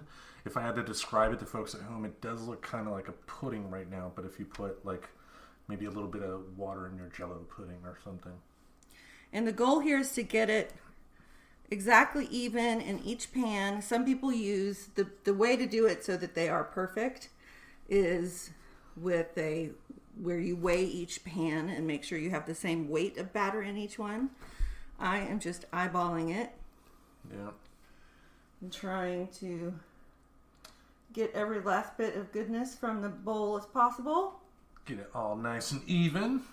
And then the best part, licking the batter, baby. Licking that batter out of the bowl. But you can't do that out of a box. Okay. Okay, so I have my cakes here. They are ready to go in the oven. I have my 2 cake pans on a baking sheet so that I can pull them in and out of the oven more easily. Right. And I'm just going to throw these into the oven right now. All right. And then, how long is it? How long does the recipe ask for them to be in the oven? 45 minutes. All right. So, obviously, we don't have 45 minutes worth of material to talk about while it's cooking. So, for the sake of you at home, we are going to move on to the presenting of the cake right now. So the cakes are in the oven. They've been cooking for about 15 minutes, and I've actually started working on the decorator aspects and the additional chocolate flavor for this chocolate cake. We've got 2 things going on right now. One is that I'm melting some semi-sweet chocolate. Okay. And I'm using Ghirardelli premium baking chocolate. So I've got 2 bars of that, which is about 250 grams. I've chopped that into little pieces, and I've got it in my double boiler. Yeah, I saw that. Tell folks what that is at home. So a double boiler is one pot that has water in it and a smaller pot that fits on top so that the chocolate is never in direct contact with the heat. It is always just touching the hot water. Hot steam, that's good. Yeah. So it keeps the chocolate from burning. Ooh, it looks pretty melted right now. So you just keep it over that water bath and just keep stirring it every once in a while until it's completely melted. And like I said, this is the semi-sweet chocolate, so it's your classic chocolate chip flavor. And what I'm going to do with that... After licking the spoon. I didn't actually lick the spoon. Is I'm going to make a chocolate bark that I'm going to break into pieces and have in shards around the outside of my frosted cake. Okay. So I'm doing that while the cakes are cooking, because what I'm going to do is pour that chocolate and make a thin layer on some parchment. Then I'm going to roll up the parchment, throw it in the freezer for about 20 minutes, and then I unroll it and it'll break apart into these lovely little shards that I can then use to decorate the outside of the cake. So that's one thing that's going on. Yeah, baby. What else? We're going to have our semi-sweet chocolate shards on the outside of the sides of the cake. Our second chocolate decoration is just going to be a simple shaved chocolate, and I'm using now a 60% cacao dark bittersweet chocolate. From Ghirardelli? Also from Ghirardelli. So this is going to be just a chocolate shavings that's going to go on top of the cake between my little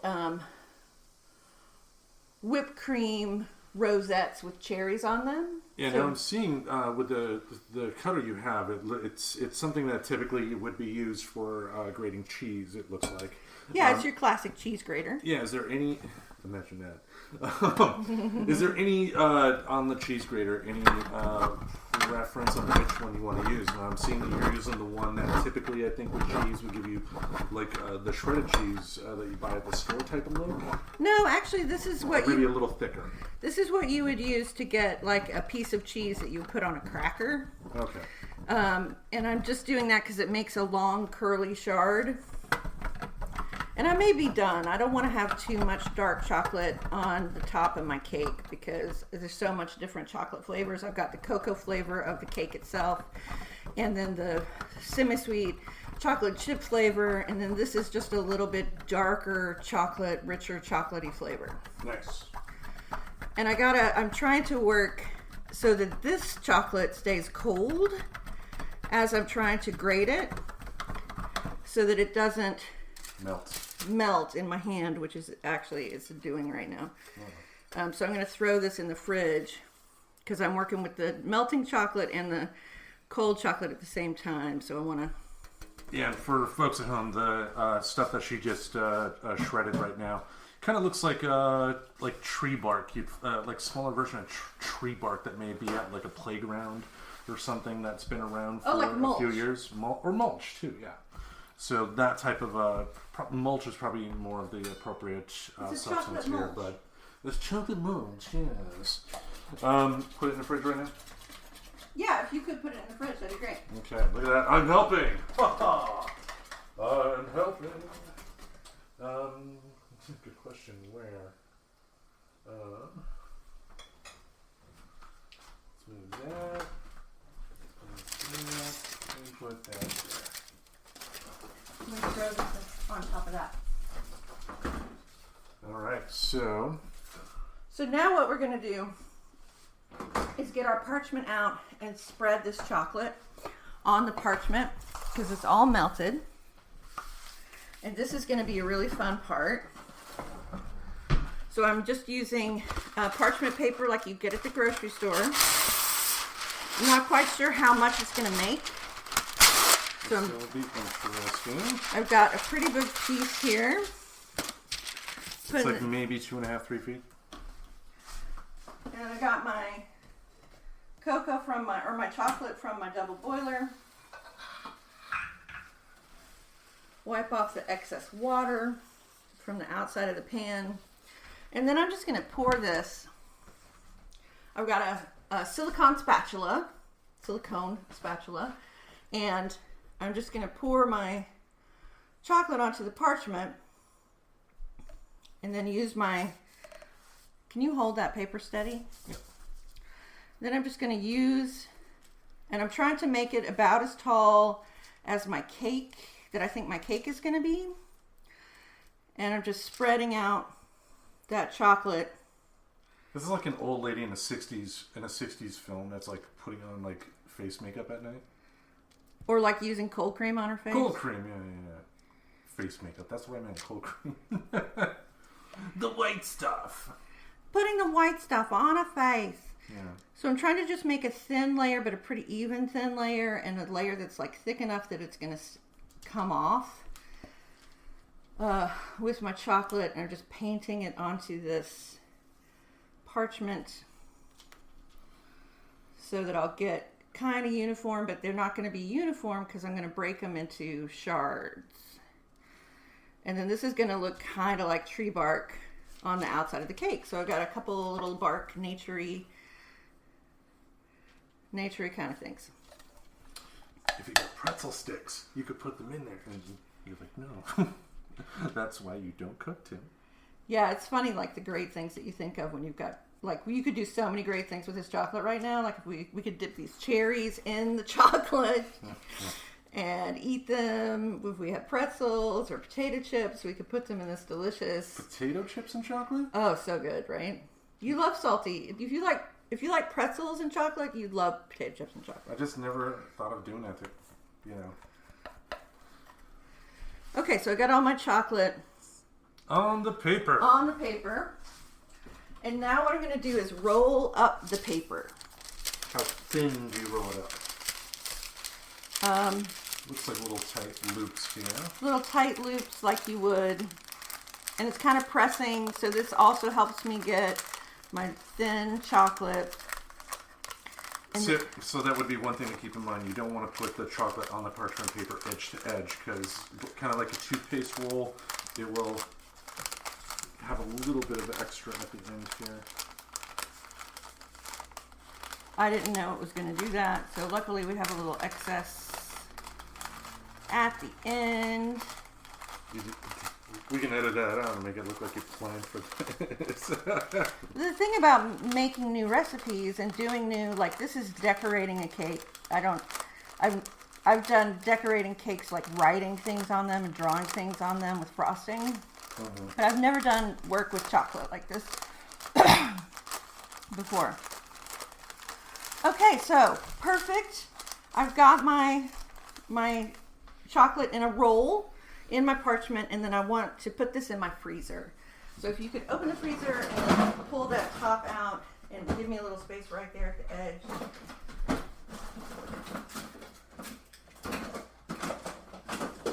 Tim is having to our freezer is always full of things. So he's making me a little space. As loudly as I can, of course. As loudly as he can. And I'm just going to roll that up right in my freezer. Ba-da-ba! And our beautiful chocolate bark is going to come out in about 20 minutes. Okay. And we're going to unroll it. And when we unroll it, it's going to break into shards. So it's going to break into pieces, and then we're going to use those to decorate the cake. All right. Looks like we got about 17 more minutes on the cake there. So we're just...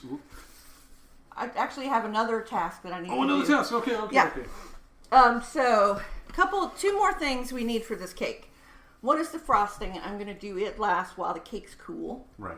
And the other thing is that we're going to use a cherry syrup from our cherries, and we're going to cook that down and reduce it so it's a very potent cherry flavor. And we're going to brush that on our cake layers so that they're infused with the cherry flavor. Okay. So the product I'm using for this is going to be really simple. And I'm using Oregon Specialty Fruit dark sweet cherries, whole pitted cherries, and heavy syrup. Okay, and this heavy syrup contains no high fructose corn syrup. That's really important to me, that it's syrup that's actually made with sugar. So it is basically just dark cherries in a sugar syrup. The cherries are going to go inside the cake between the layers, but the syrup I'm going to use to do this reduction that I'm going to brush on the cakes. Yep. So I need to prepare that so that I can brush it on the cakes when the cakes come out of the oven while they're still hot, because that will allow it to soak up that cherry juice. Great. So I'm just going to open these cans, and I've got a strainer or colander over a bowl. And I've opened up my cherry cans, and I'm just pouring the cherry juice and the cherries over the colander. What I want to do with my 2 cans of cherries, which is how many cherries you need for this recipe, once I take the sauce off them, or the syrup, then I'm going to cut these cherries into quarters. And so that quartered cherry is going to end up in the middle of the cake between the layers. And what's interesting is that cherries are available in so many different ways and different kinds of cherries. So we also have some organic Rainier cherries because it's cherry season. And I'm going to use these to decorate the top of the cake. Okay. Do those have pits in them? They do, so I'm going to have to pit them before I put them on the cake. But I'm using this dark sweet cherries in heavy syrup. Some people use cherry pie filling, you know, that really bright red gelatinous cherry pie filling. Yeah. Some people use that, which I find is way too sweet and way too kind of mushy and gross. And then some people will use maraschino cherries, like a big jar of maraschino cherries. I think these are sort of more classic Black Forest cake tasting cherries. And these are the ones that I prefer to use in this recipe based on the recommendations. Got it. I know with the cherry sauce you're talking about, I mean, that's more appropriate for stuff like the Hostess, like fruit pies, where they have like the stuff in the middle and whatnot, because it's like a thicker type of sauce. This right here isn't just juice. I think you could probably drink this directly from the bowl if you wanted to. Technically. Should we try it? I'll try it. Okay. I just don't know if it'd be sweet or not. It is very sweet and delicious. It tastes pretty much like the cranberry cherry juice that I drink on a regular basis. Damn right. It's delicious cherry sugar.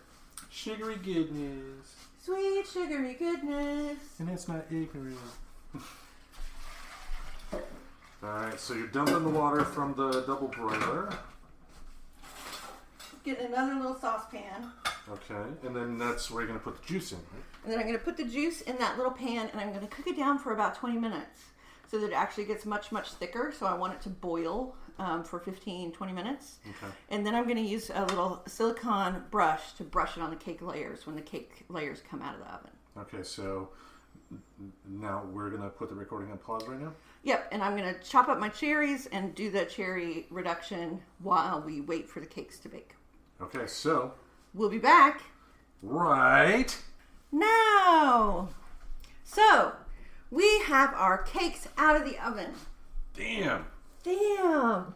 So, first thing I noticed when I took the cake out of the oven, not red.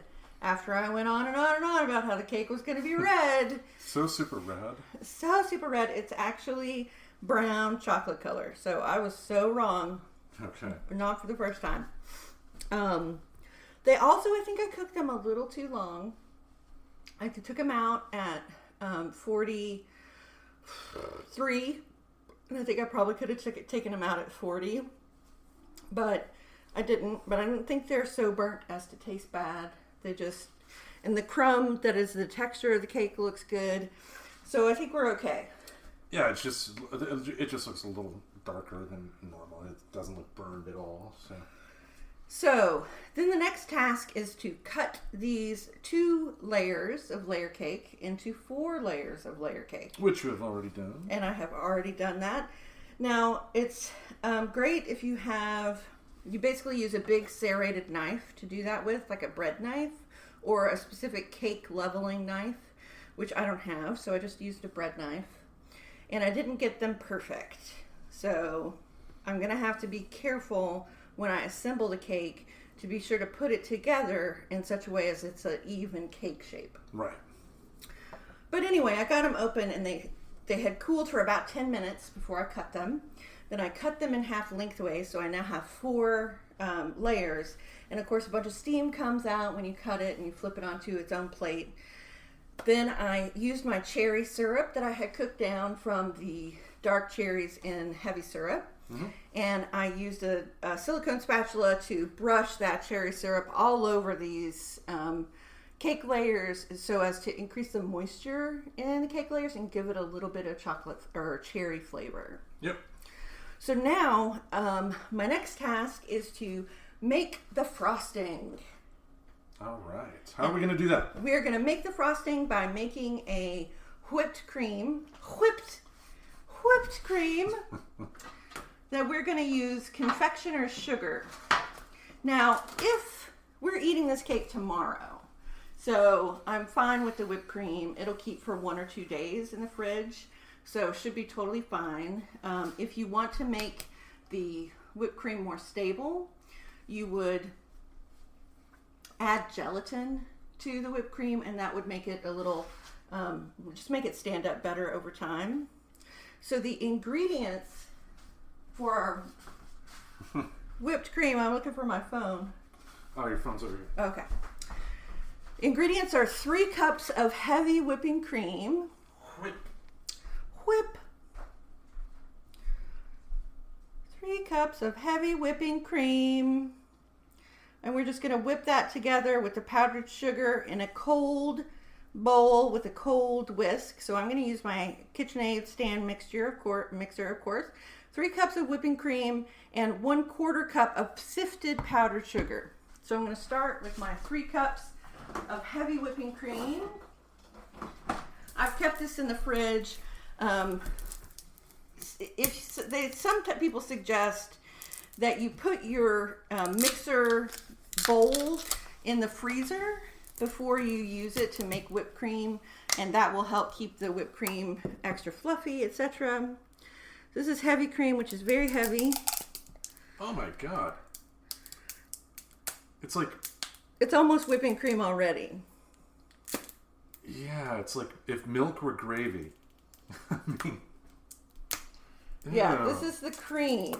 I think the porn industry uses for the fake stuff. I'm using a heavy whipping cream. It is really heavy and thick, and you got a whole bunch of those in there. I don't know what you have planned. I don't either. I don't really know what I have planned to do with all that heavy whipping cream. It was on sale. Hey. There, it's a little better now. I sort of mixed it up. Okay. 1, a 2, a 3, which is approximately, so I'm just going to use the entire Damn. 1 quart. Okay, boss. Just give me a little bit extra, because you never know, you might need a little bit extra. So, if you like milk, you'll love cream. When I was traveling in England, I got so excited about all the different kinds of cream they have there. Mm-hmm. So I enjoyed trying out the different creams. Now I'm doing 3/4 of a cup. Oh no, just 1/4 of a cup of confectioner's sugar. And this is going to help it stay a little bit more stable as well. Now for the folks at home, confectioner's sugar looks like it's a little more powdery, a little more lighter than regular sugar that you would use. Yeah, confectioner's sugar is also called powdered sugar. And they're a friend of the show, Tracy, the Reverend Tracy, makes her own powdered sugar using sugar, regular sugar, and cornstarch in the blender. So that is also possible to do. I am not as worried about my measures. For whipping cream. For the whipping cream, I know I've made whipping cream a million times. Whip. I know that it's not... This is not an exact science. It's not that big of a deal. If you screw it up, it's still delicious. Mm. There's no cooking involved. But you're still using the tea colander deal to get out any big clumps. I am, just because, you know, who likes big clumps in their whipped cream? Oh, you and your whipped cream jokes. I know, right? Yes. So bad. So bad. Hey now. I'm even kind of over this. like when you get to the 7th step in baking the cake on a Friday night and it's like 9 o'clock, you're like, I don't care about the lumps and the confectioner's sugar. But we got an audience to care for. So Yes. we are doing it responsibly. Responsible whipped cream making is happening. I am thoroughly sifting all of my confectioner's sugar. And this has really been a marathon of a cake so far. And we still have to Eat dinner. frost. We still have to frost the cake, decorate the cake, and eat dinner. So, This is ordering out tonight. we probably left it a little late. You want to start your baking adventures Mid-afternoon, at least. earlier than we did, Yeah. We were originally going to start at about 2 o'clock, but... which would have been perfect. Yeah. But we had some other stuff we decided to go do. And so that's what happens sometimes. Yep. Now, is this going to be... What's that generic whipped cream? Cool Whip? Cool Whip. It is going to be similar to Cool Whip, but it's going to be about 700 times better. Because it's homemade. You scientifically figured this out? I 700 have times? scientifically figured it out. Okay. So now I'm going to turn on the mixer for about 3 minutes.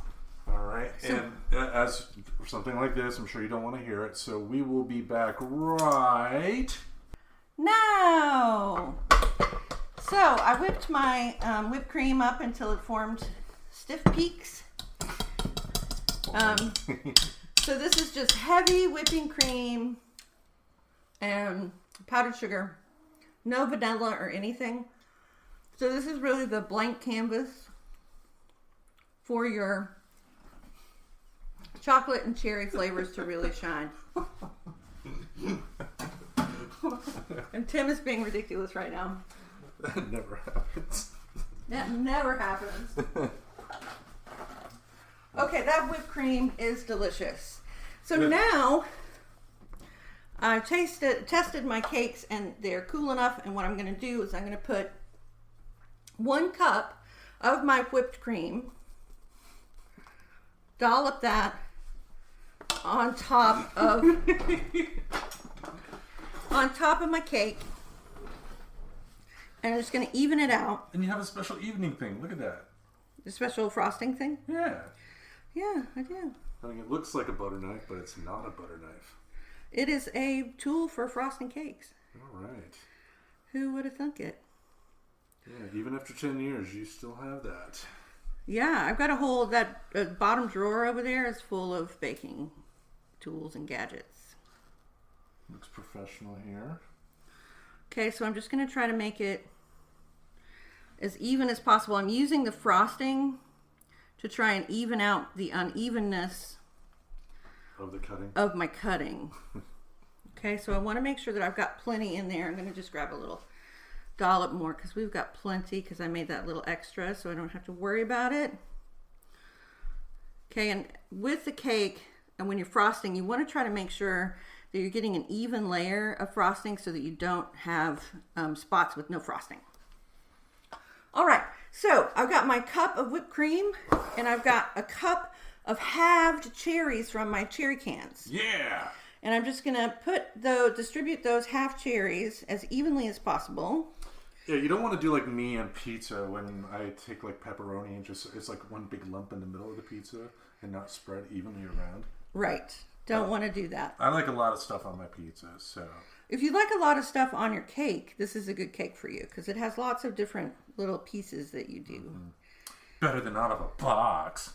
Much better than out of a box. We would have been so done by now if we used the grocery store cake mix with the grocery store frosting. We would have had no problems. And I'm trying to distribute these so that every piece of the cake gets the same amount of cherry.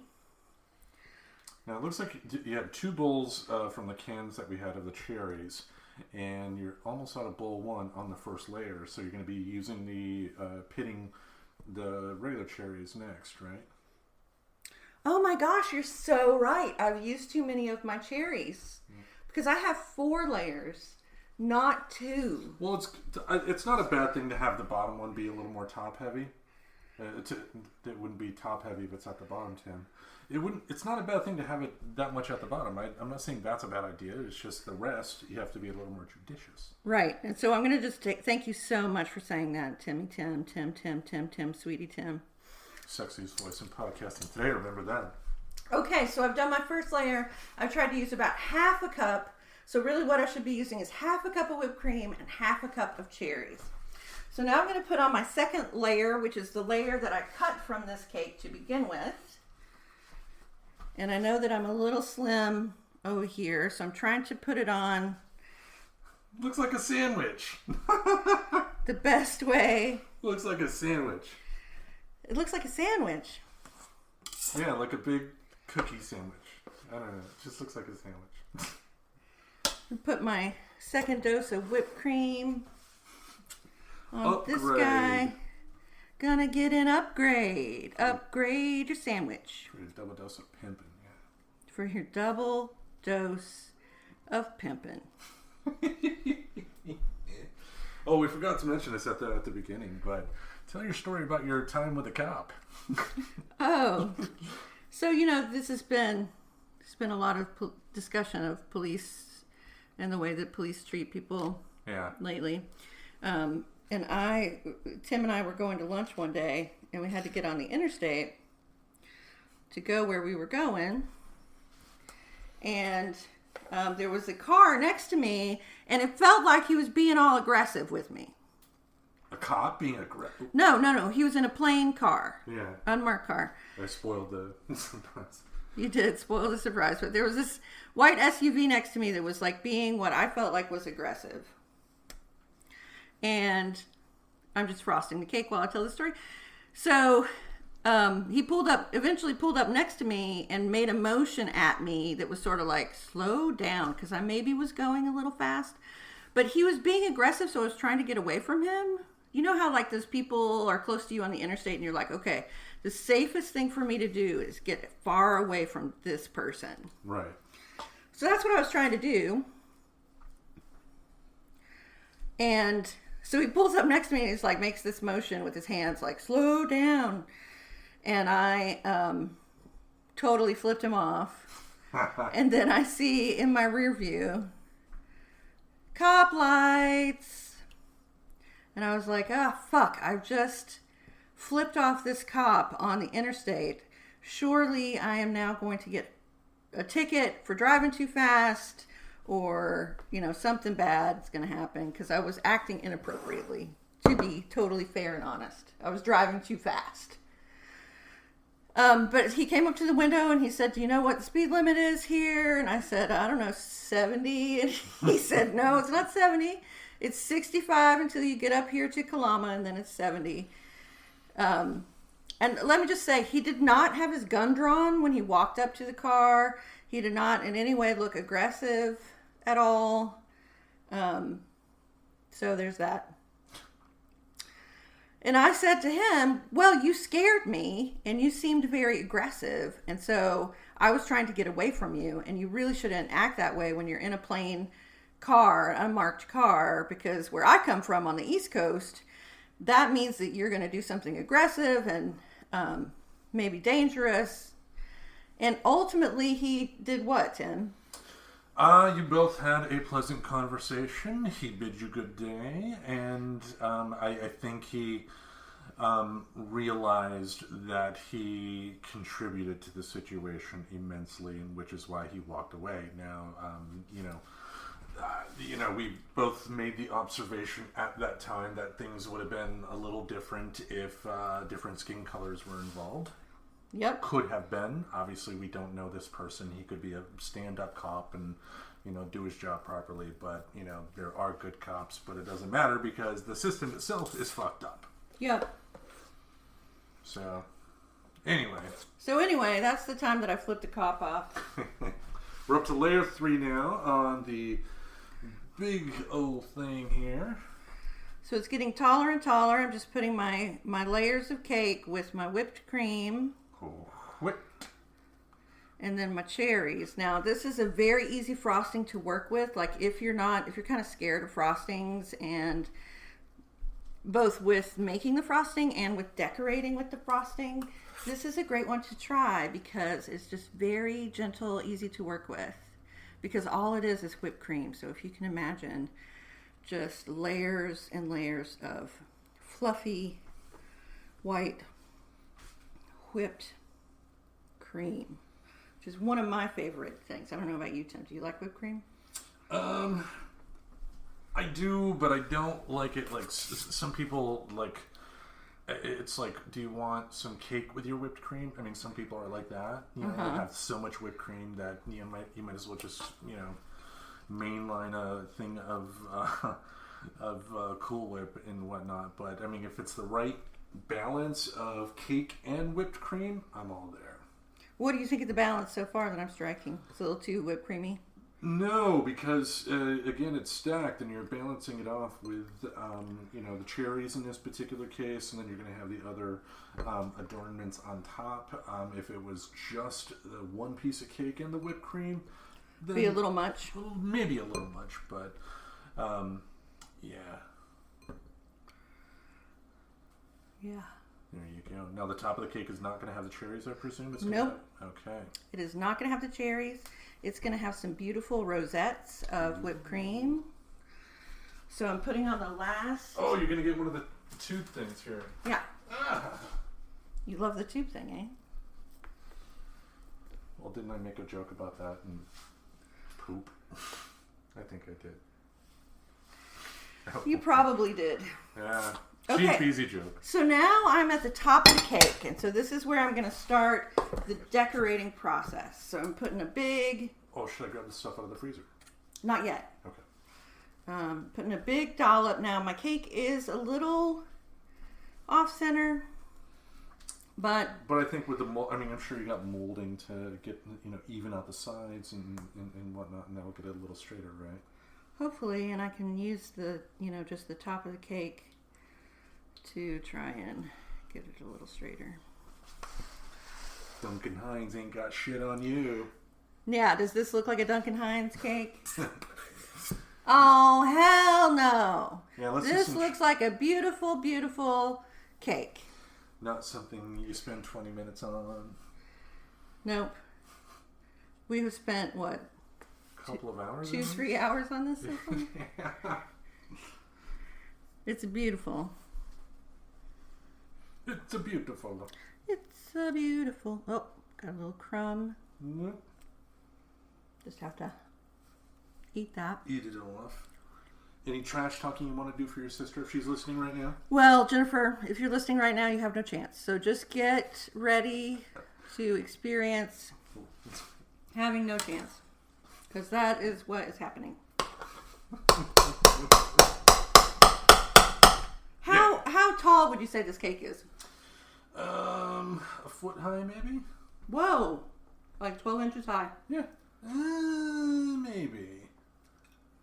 It's a pretty big cake. 9 to 12 inches, let's put it that way. It's a pretty big cake. Yeah, it's big and thick, let's put it that way. Just like me.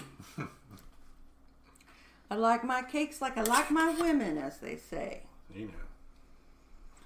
So now I am using the frosting to do what's called a crumb coat on the outside. It's kind of like painting. Or not painting, it's kind of like a molding with clay. Kind of adding some clay on to give it an appearance. Oh, look at that. Make it look real fancy. Even shit. All even and shit, as Tim says. Yeah. I talk awful purdy. And just remember, so if you start running out of your whipped cream, which I kind of am a little bit, make sure you get your top real good because that is the part people are going to be able to see. We're actually going to put that chocolate bark that we made on the top. Or no, we're going to put the chocolate shavings on the top. And we're going to put the chocolate bark on the sides at the bottom. Mm-hmm. So we don't need so much frosting at the bottom. It just needs to even out so you don't notice that it's 4 separate cakes in one. Right. And we got Cherry's trying to escape a little bit. Oh, that Cherry. Cherry, you get back in there. And ultimately, you know, making cake is about what the cake tastes like, not what the cake looks like. And there are lots of ways to decorate a cake. And, you know, cakes are just beautiful on their own, the sort of layers that you get. Your mother better like this cake, let's put it that way. Oh, I'm sure she will. She's the sweetest. She's the sweetest mother that anyone could ever ask for. And she has done so much for me in my life and made my life so great that it is nothing at all to me to spend a couple hours making her a cake if that's what she wants for her big 70th birthday. Any stories about any baking stories from your mother that you fondly remember? Well, my mother is a wonderful cook. The best cook I know of. And I love everything she makes. If she makes it, I know that it's good. Mm-hmm. But she's not a fancy cook. So let's make that clear. So American cuisine? American cuisine, you know, your classic, and plus your, you know, like lasagna, enchiladas. Right. That sort of ethnic food that is truly Americanized. She's a Southern cook, so she makes things like beef stew and pinto beans and gravy, or pinto beans and cornbread and steak and gravy. Black beans and rice? No, that's more a lowlands, and we're from the mountains, so we have more cornbread and beans was our thing. Okay. So yes. My cake seems to be squishing over a little bit, and I'm getting a little bit worried about it. So I think while we mess with the bark, I'm going to toss it in the fridge because I think it's getting a little warm and slippery.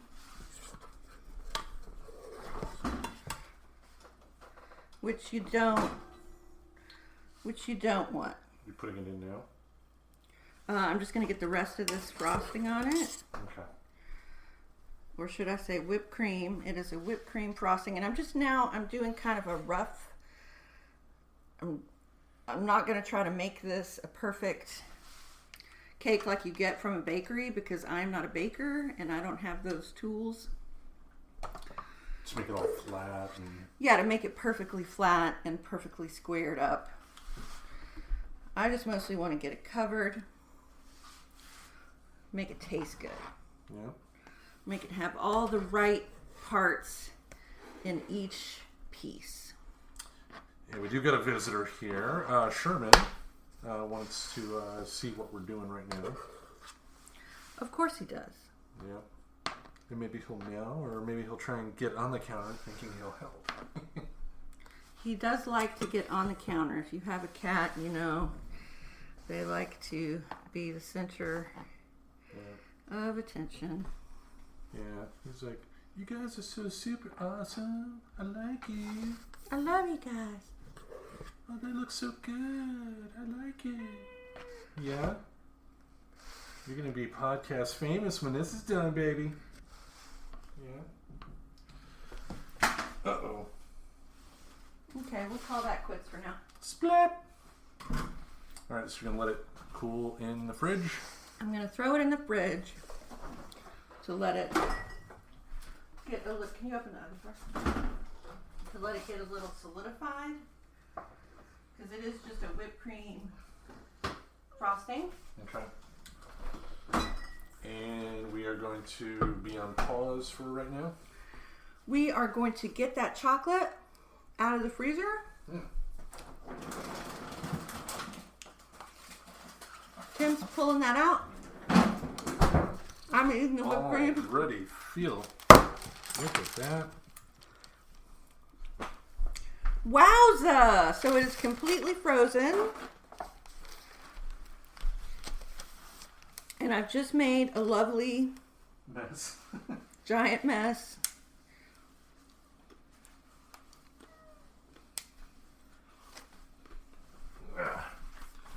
chocolate is looking good though, nice and solidified like you mentioned. Mm-hmm. And what I'm doing, as I'm unrolling the chocolate, it is becoming shards of chocolate. They're sort of rolly pieces of chocolate. And I'm going to break them up so that I can put them on the side of the cake. Is that right, Sherman? Yeah. You can just kind of break them up into whatever shape. Ours kind of got flattened a little bit, but they still look pretty cute, don't they? They do. And it does. And to be clear, it doesn't need to be in any particular shape unless you have a particular project you're working on, right? Yeah, like unless you're like, I want them. This would be hard to do perfect.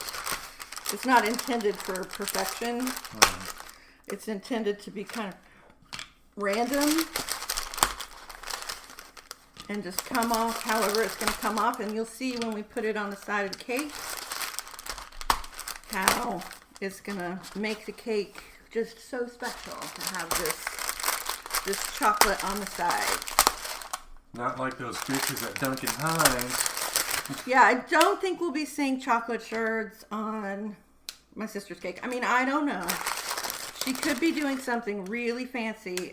Certainly her husband is very into baking, and I'm sure it's helping her. Now this is just like chocolate chips, so it is melting really fast.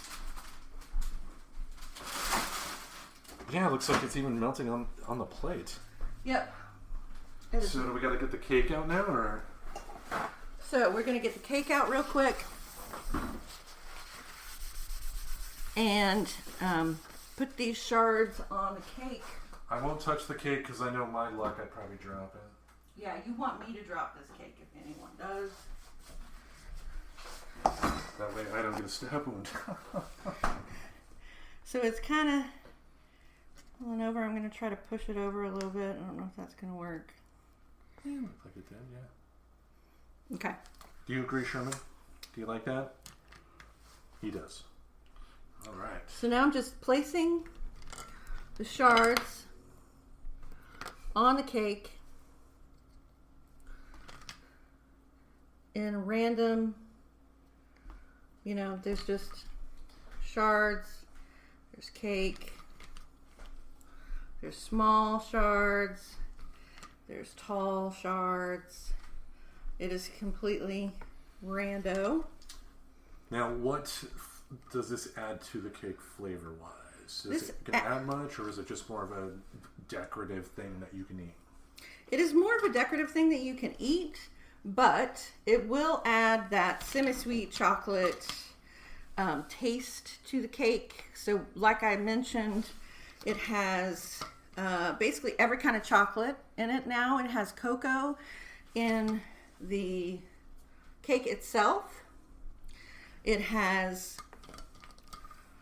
milk chocolate on the outside in these shards. Oh no.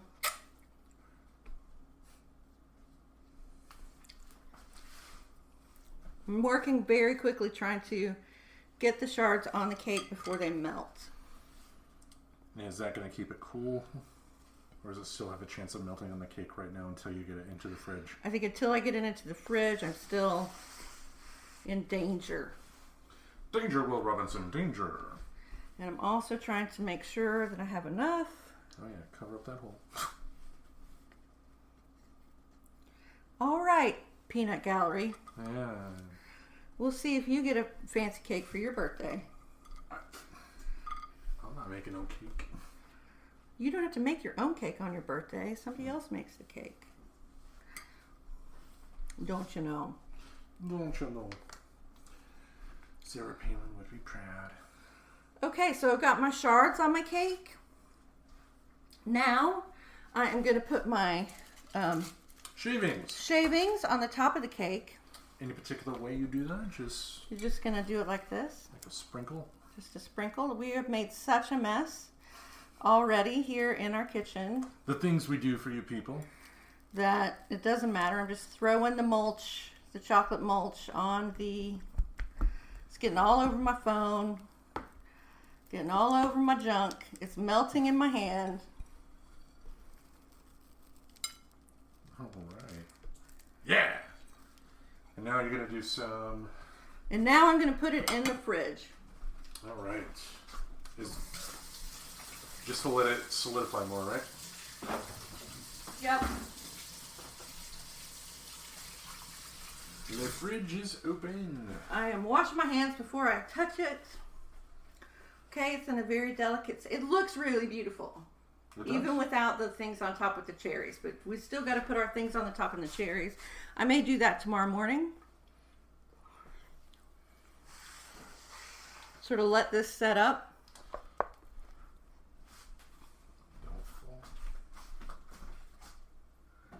It barely fits in the fridge. I think it looks really beautiful. I'm really proud of it. I think it looks really, really nice. You should definitely be proud of it.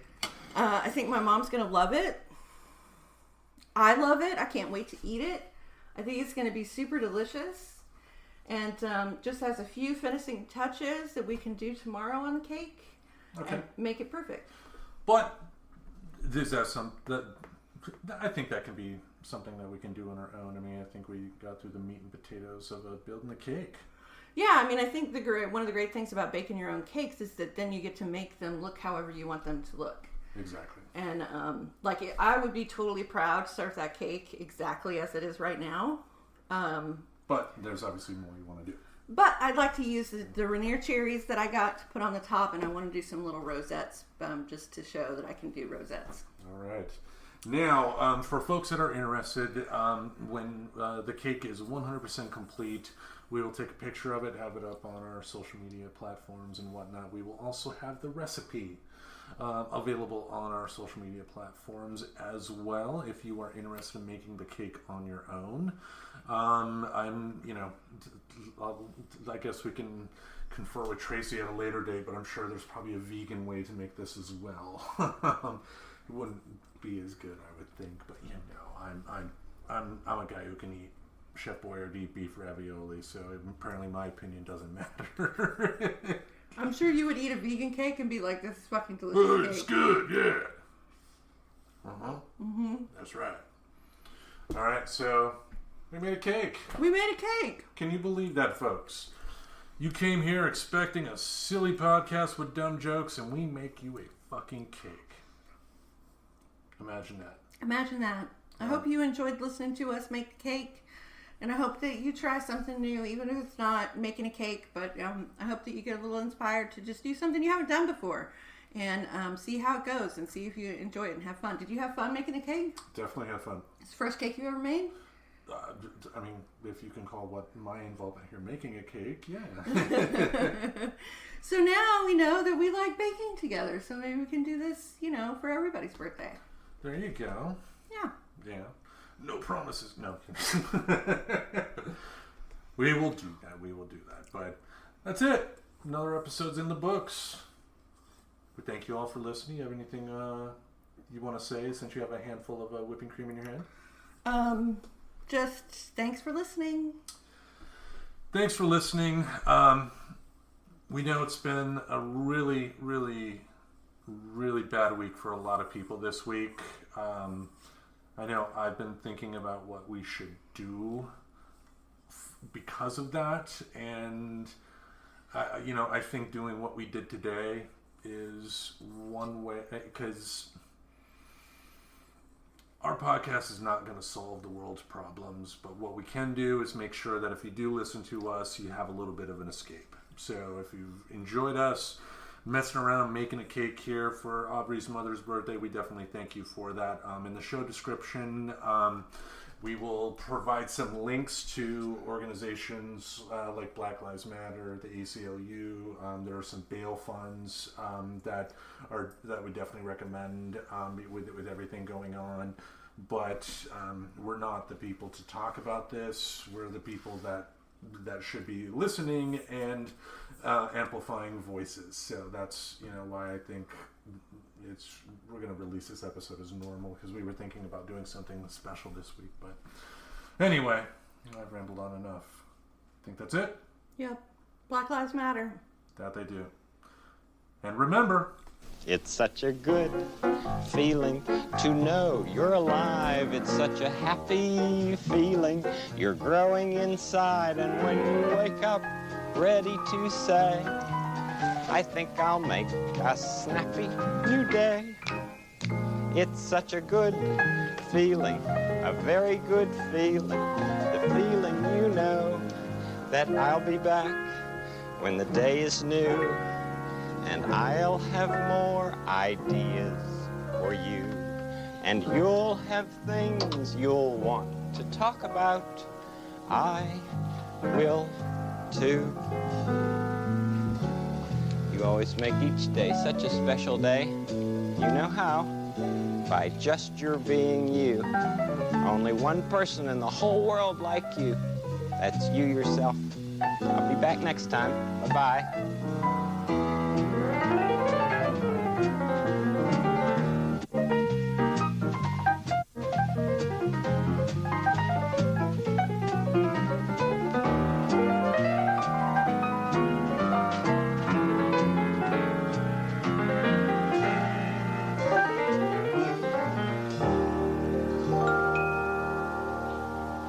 Subscribe to Friends Talking Nerdy on iTunes, the Google Play Music Store, as well as Spotify. Remember to support Friends Talking Nerdy on Patreon. Goodbye, darling.